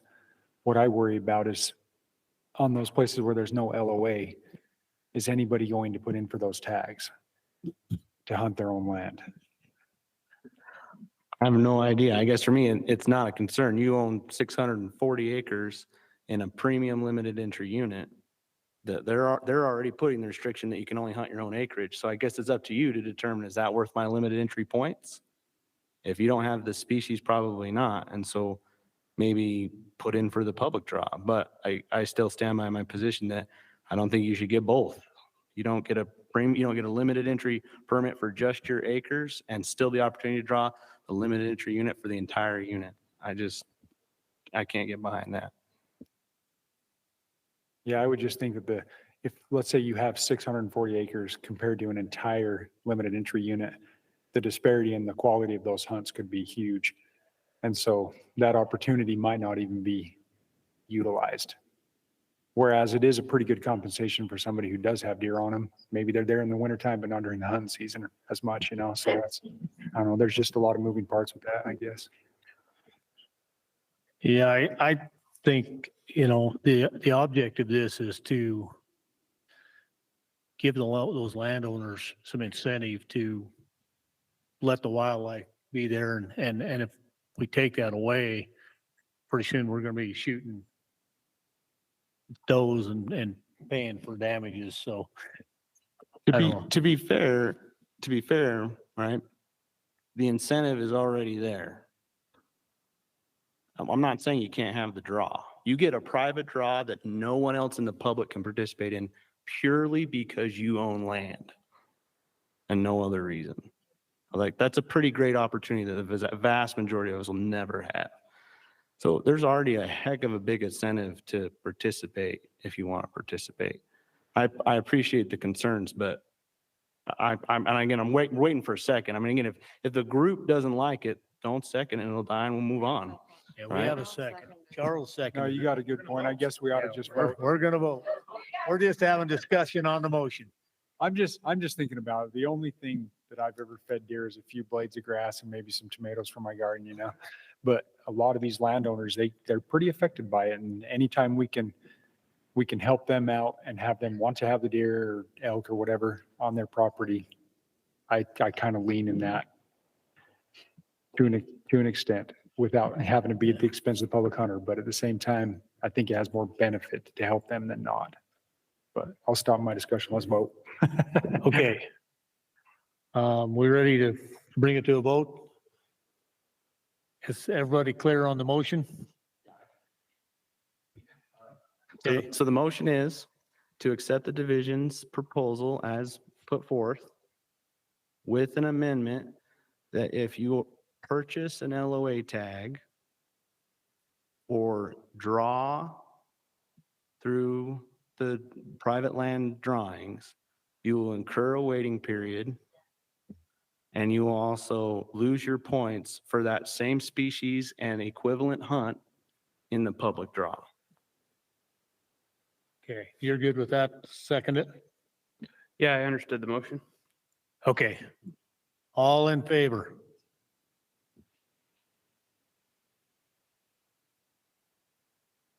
One, two, three, 4, 5, 6. Kurt? So we have looks like the motion passes 6-4.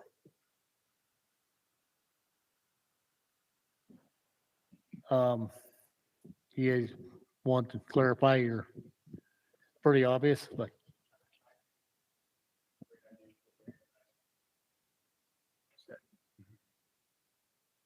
Steve?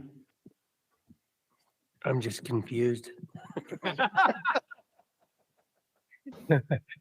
No, I can understand the logic, I think, but I guess probably why I didn't vote for it was I feel like the division has probably put a ton of work and stress and knows far more about it than I do and put that energy in. And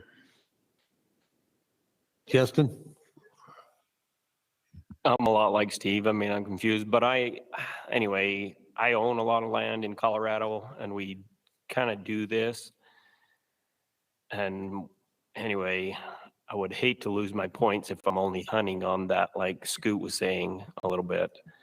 I mean, I've been putting in for these hunts for 26 years now, and I keep thinking I'm leaning towards, I'm a pretty big landowner, but mostly in Colorado, and we do it a little bit different, but I do own some land here in Utah too. So anyway, I hate to lose my points. Kirk? Yeah, mine's a little bit different direction. It seems like the one exception is basically related to one LOA, and it seemed like we had a thing that was working, in that the Wildlife Board had provided an exception for them. So why not just stick with that? It seems like this could open a box to have a bunch of people flip the other way, changing that rule. So that's why. Okay, thanks. You get all that, Chris? Okay, we'll move on to item number 11, LOA permit recommendations. Chad? So this one a little bit piggybacks on the last one. So the landowner associations is up for most of them to renew this year. So with that rule that passed last year, they just put in their applications to renew, and our recommendation is to approve all those renewals. So all of them chose option 1 except for Diamond Mountain, which chose option 2. Any questions from the RAC? Any questions from the audience? Do you have any comment cards on this one? Jane?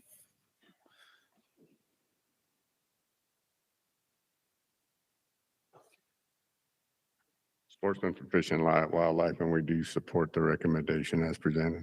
Thank you. Okay, thank you. Online comments? Yeah, let's see here.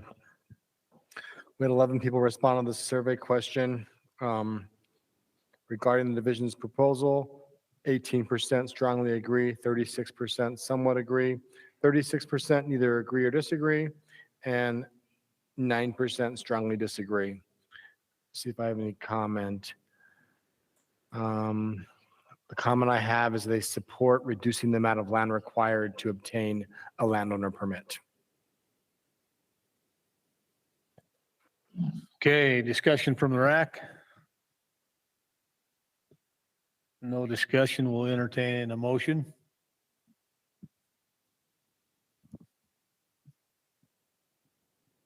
Motion to accept the proposal as proposed by the DWR. And I'll second that. Okay, we have a proposal to accept it by Charles, seconded by Sunshine. Any discussion? All in favor? That passes unanimously. All right, our last agenda item. CWMU permit recommendations. Chad? Yeah, so on this one, it's just a bunch of renewals, as you saw in that packet, pretty thick. Just a couple that I just want to add on to. One that we missed through that wasn't in your packet that we're putting in our recommendation is the Blackhawk CWMU.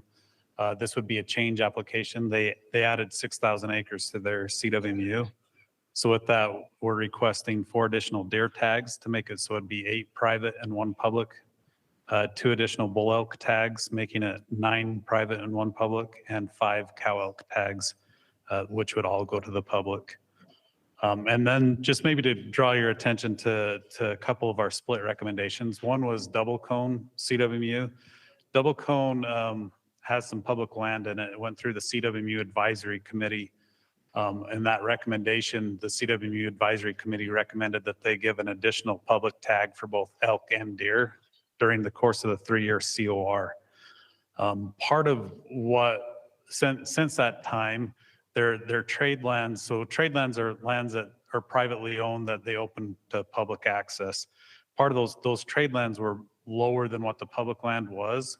And since then, they're now significantly higher than what they were. So I don't know if the CWMU Advisory Committee had heard it that way. I don't know if that would have changed their mind or not. I don't want to speculate on that, but I did want to at least throw it out there that they weren't working with the same set of facts that you have here. And then the other one that's a split recommendation is the Kimberly. It has enough acreage to be a deer CWMU, and so we don't have an issue with that, but they went through the variance process as well to try to be an elk, kind of under acreage elk CWMU. The CWMU Advisory Committee on that one recommended that they not be an elk CWMU, and that's the division's recommendation as well. And that operator's here, so I'm sure you're going to hear from him tonight as well.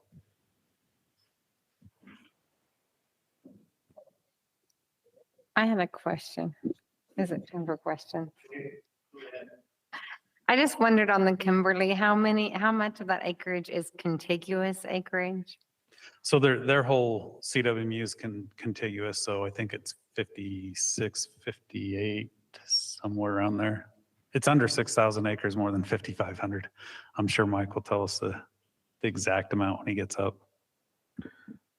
So Chad, I'm not saying that you're mistaken, I guess maybe I'm just confused. I feel like even in the packet that we were given, when I look at one map, I feel like it's all contiguous, and I look at another one and it's not.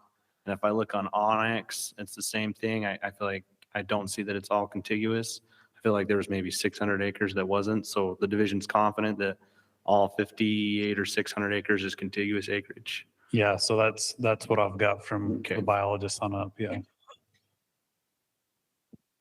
I've got a question, and it might be kind of dumb, but where do I find these trade lands? I don't know how to find what's a trade land and what's not a trade land. Yeah, that is something. So we're doing the CWMU rule committee. Cash is on it, so lucky Cash.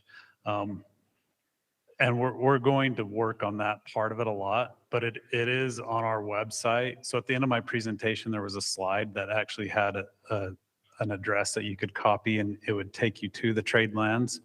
And there's a few different ways to navigate it, but if you get into the CWMU rule or the CWMU maps, there's a layer that you can click that will show you the trade lands and who they're.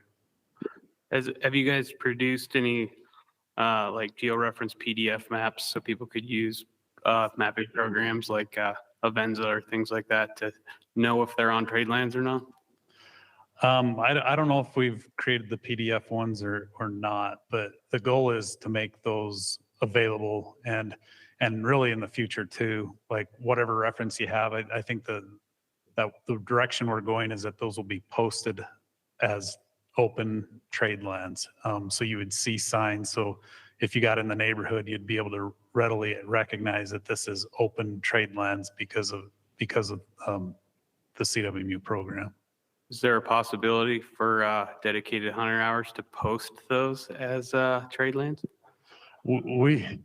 We could discuss that. A lot of that would probably fall on CWMUs as their responsibility, so you'd be alleviating their load, but that's not a discussion we've had, so I could talk to Brian about that. Let's stay on topic. We don't want to go back a couple of different agenda topics. Any other questions from the RAC? Any questions from the audience? Will you have a comment? I Go have ahead, one Brad. question. So you said the division voted against the variance for Kimberly Mountain. Can you give us a kind of a reason why? Yeah, so to be clear, just to let you know how the rule works is the minimum requirement to be an elk CWMU is 10,000 contiguous acres. As a division, we hold firm to that. Really, like anybody that's even if you're 9,999, our recommendation is going to be for it to not pass. So that's one of the reasons, is just that consistency for us. To be clear, the rule also says that you can ask for a variance. So the process that Mr. Labram's going through is the way that the rule spells it out.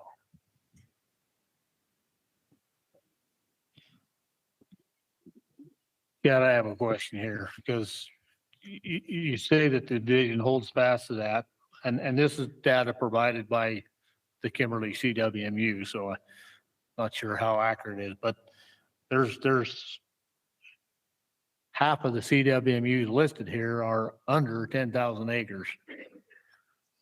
Yeah. So Yeah, why those and not this one, I guess? What's the, help me understand the reasoning there? Most of those CWMUs that are under 10,000 acres were at the beginning of the CWMU program, and we didn't have the acreage limitations. What we saw at that point of time is when we had some of those, there's the ones that you see that are still there worked, and then there was a lot of them that didn't. So we just, that 10,000 acres is where we feel comfortable that that's a big enough acreage to hold and harbor elk and not push them off. And obviously there's some that have lasted for 25 years and haven't pushed the elk off, but that's the number, the acreage number that we came up to feel comfortable about that. So these that are listed essentially were grandfathered in? A majority. There's a few of them on there that are like Sweetwater was just a couple of years ago. I think it's a little bit over 8,000 acres. So there's some scenarios like that where they were quite a bit closer in acreage.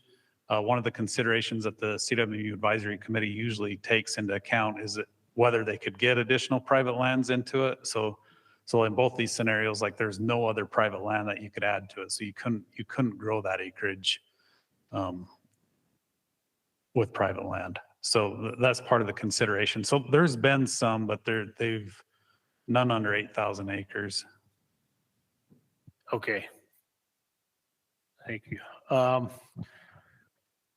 We do have one comment card, Mike Labram.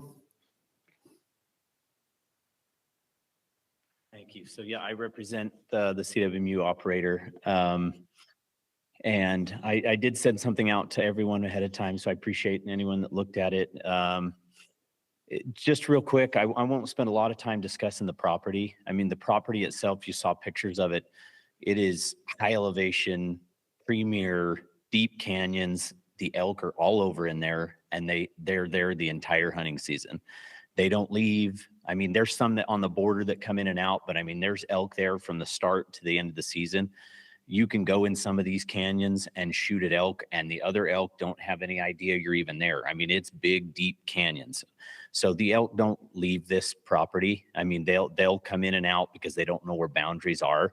But even the biologist in his studies showed that the elk are there through the entire hunting season.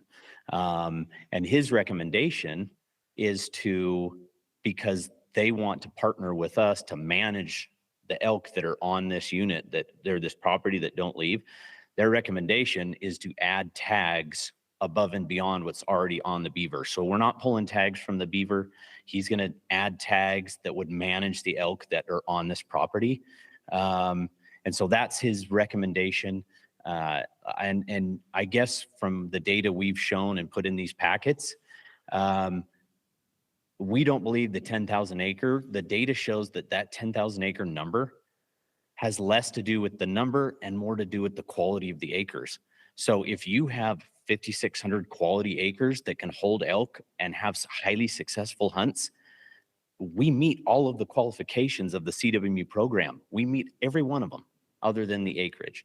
The elk are there, they can be hunted, the success rates. I mean, you look at some of these CWMUs that have 6,300 acres, that's 700 acres bigger than us.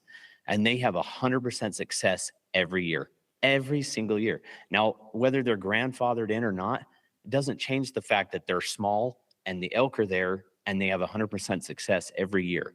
And so some of the data I put in there, you can see 6,400, 6,500, 6,900, 7,000, 8,000, and they have 100% success every single year. Now, we tried to do the landowner program, but there's not enough acreage on the beaver to form a landowner association. So we're kind of stuck.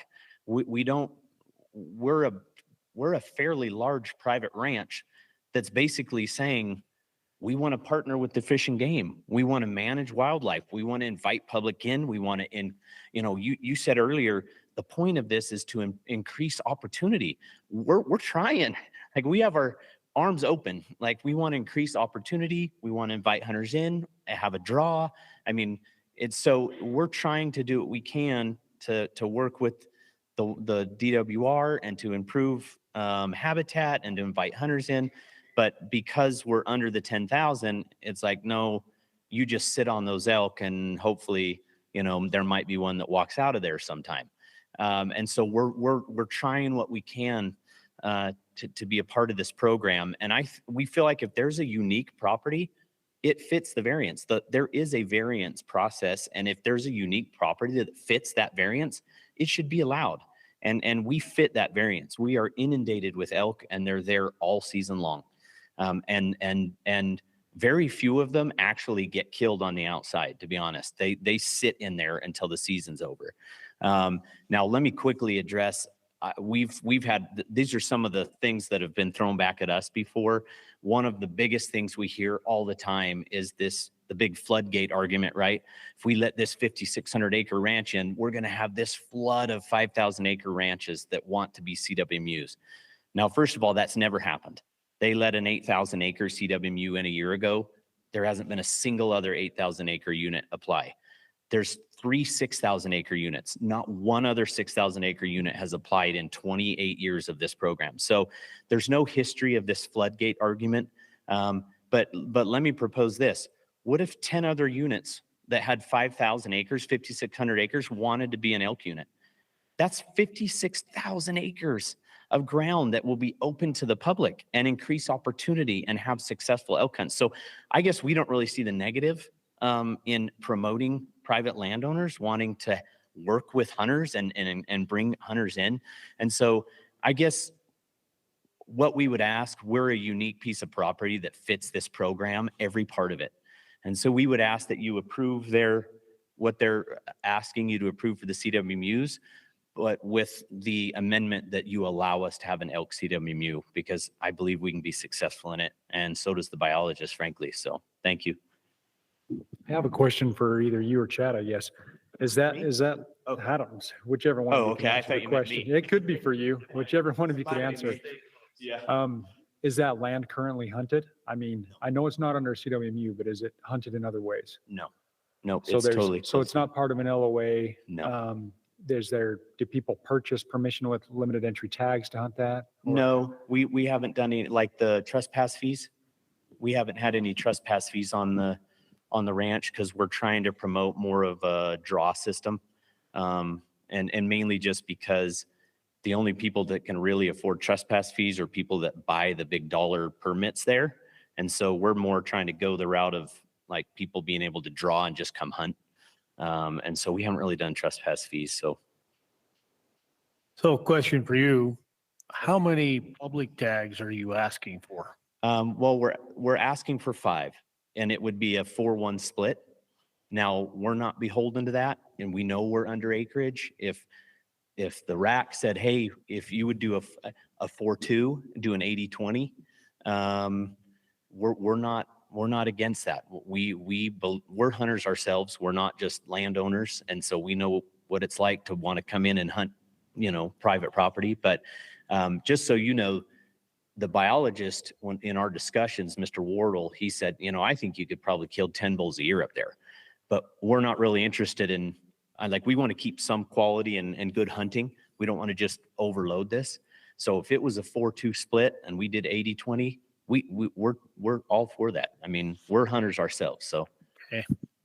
Thank you. Thank you. Hey, Chad.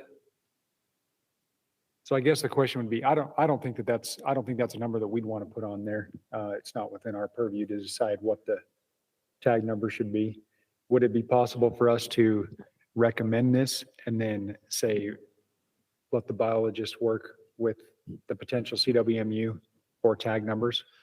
This is where we do finalize permit numbers on CWMUs. So the board will set those. I realize that, but it usually comes with recommendations. So what would the recommendation be? Yeah. If it was a CWMU. I mean, get through this. I mean, our recommendation obviously in the packet was 0 because we said it was under acreage. Theirs was 5.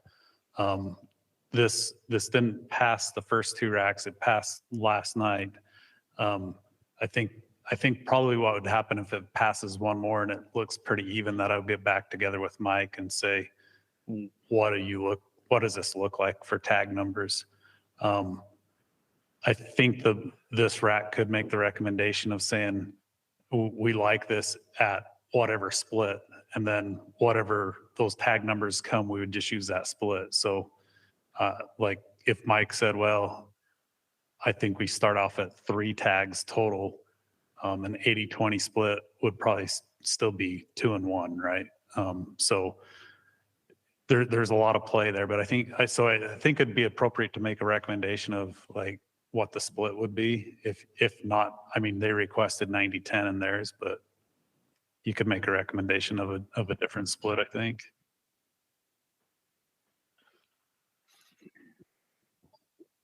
Chad, I got a question. So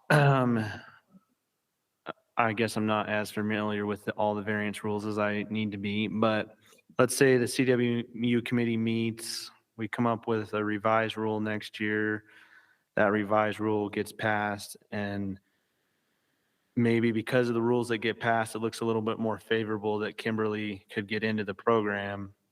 Could they re-request to get into the program and go through this again? Or if we shut the door on them today, are they shut out for forever?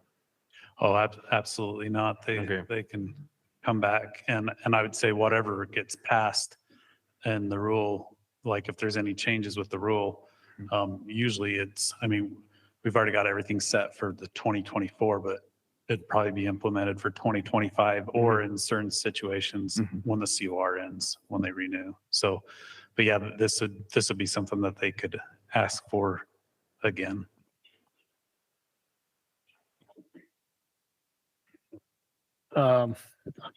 Since we're in RAC discussion, I just have a couple of thoughts. I understand, sticking with the parameters that have been set. However, looking at this list, I have some concern with that. We had discussion before on other projects. I hate to make a motion here when the rule committee is going to be convening right now. But I guess I look at this, the beaver is one of our units that's like a 1-to-1 cow ratio. This essentially, in my mind, is a sanctuary for those elk. If there's no other way to hunt them, those elk get pressure from the public. They go onto that property and none of them are getting killed. So I don't know. I'm mixed there. I don't want to handicap the committee that's working on that, but to me, it almost makes sense but I'm not privy to, the committee or why they went against it other than just the fact that it didn't meet the acreage. So anyway, just thoughts. Along those lines, Chad, would it be possible to give them a 1-year exception and then revisit it once the rules are looked at by the CWMU committee? I don't think so. I think when we grant those, that it's a 3-year COR with the fee schedules and everything else. I think that's the way it would go. We can do I guess we could do change applications. So maybe that would be the potential, is just to grant it. And then if it didn't work out after 1 year, we could come back and say and I'm thinking out loud right now. So it is, once somebody has a COR, it's hard to take a COROA. I guess we could do a change application and say 0 permits, but that's essentially taking a COROA. So it'd probably run the course of 3 years or not, I guess. So yeah, since we're in RAC discussion, I am on the committee. I would like to, I don't know, I'm just want to say this, variance requests, acreage limitations, contiguous acreage or not, these are all really hard issues that the committee is trying to tackle. I don't really know how it's going to end on the back end. But with this, and I know we're focusing a lot on Kimberly right now, but there may be other RAC members that have concerns with other parts of this recommendation. And I'm not a big believer in the whole kick the can down the road type of solution. But I would say this is that whatever your reservations are, we are trying to revise this rule. And that maybe the time to have a fight about what we should or shouldn't do is when the new CWM rule comes out. And all of our RACs will get an opportunity to say, you know what, I don't think you guys did enough here, or we really like that, that type of thing. And so having said that, though, I do have hesitation going against the rule as it currently stands. I understand that the 10,000 acre requirement feels arbitrary. I do. But you got to throw some sort of limits out there to help people understand whether they should try to go for it or not. And I realize that they're just exercising their right now to ask for variance, ask for our support on that variance. And the Beaver is a primo unit. And I know, we're hearing the argument that, the public will get access, and that is true. That is true. The public will get access that they don't inherently have right now. But I think it's also important to remember that what does that come with? The CWMU program is a highly privileged program. You get primo tags, an extremely long rifle season, to have really high quality hunts that you can sell at a profit. And in return, and you support wildlife being on your property. And in return, you give one tag to the public. And that public, one person a year gets that access to that land that no one else normally would. I'm not saying that's good or bad. I'm saying the program has a lot of good merit. But for me, I guess my concern right now is going against the rule as it stands. And it gives me hope that there could be some recommendations that come out of the committee that are highly favorable to this Kimberly CWMUs and others. And who knows, maybe we won't even have to ask for a variance by the time we're done with it. I'm not saying that for sure, but who knows? And if they do need to ask for a variance, maybe because of the changes in the rules, it'll be better for them. But those are just some of the thoughts I have on this particular proposal. Steve, I believe you had a comment. Yeah, I guess a couple of things. One, it kind of rubs me wrong, to be honest, to have a unit say, this is what we want. I mean, I would think that they would say, this is what the biologists would say or is going to work on this unit, But just to say, this is what we want, so that's beside the point. But the other thing I would say is I've worked with some CWMUs who are scrambling every year to try and get all those acres and dealing with all the paperwork and all the stress of dealing with landowners to get 10,000 acres. And they're battling all the time. And so to have a unit that's half that, not even half that, I just see the battle they're stressed about staying in 10,000 acres. And I guess maybe they would, if they lost some of that acreage, they would still be able to stay a unit. I don't know the rules on it, but I just see all the work that they put in to try and stay at that amount of acres. Fair point. Is there an opportunity here to provide more public access on a smaller unit? You're asking for variance, want to hunt. You come and said you want hunters on your property. Is there an opportunity for us to ask for something like a 50-50 split?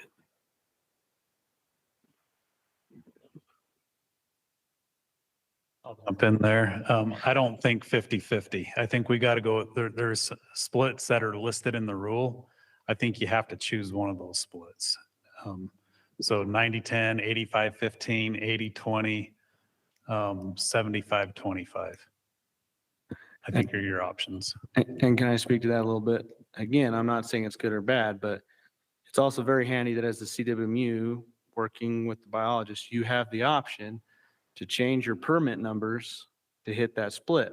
So my point is you could always only ever give one tag to the public and still end up at 75-25. Right? Just reduce the number of permits you have till you hit it.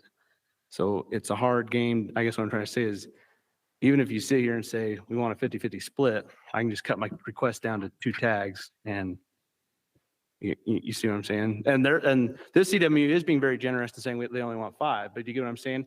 With 1 and 5 right now, they're already at 20, right? Yeah, no, I get what you're saying, and I didn't realize there was a rule on splits and what we can, but right now, they don't have to allow any public hunters. There's no, and it's a refuge. We've talked about elk refuges and how that happens. We actually broke up our seasons because we have elk refuge. So like, I mean, maybe there's an opportunity to look at the CWMU rule and say, if you're asking for a variance, you got to start giving the public more access. And that would be a benefit to the public hunter. And it would also be a benefit to the CMU. I think that probably would have to be part of the rule change. And that's why I personally, I like the idea, but I'm very hesitant to do anything. And because of the, the process that's happening right now with the committee. So it's up to you guys. Can I make a motion to accept the division's recommendations as presented? You sure can. I'll second.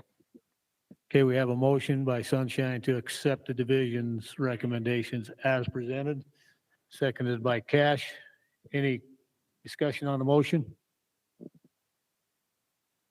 All in favor? And one opposed, or are you abstaining? I'm opposing just because I think we should add them in. If we can add another public tag, I think we should do it. Okay, motion passes 9-1. And your reason for no vote, just It would have been another public tag to hunt an area that we can't hunt right now. okay. All right, thanks, everyone.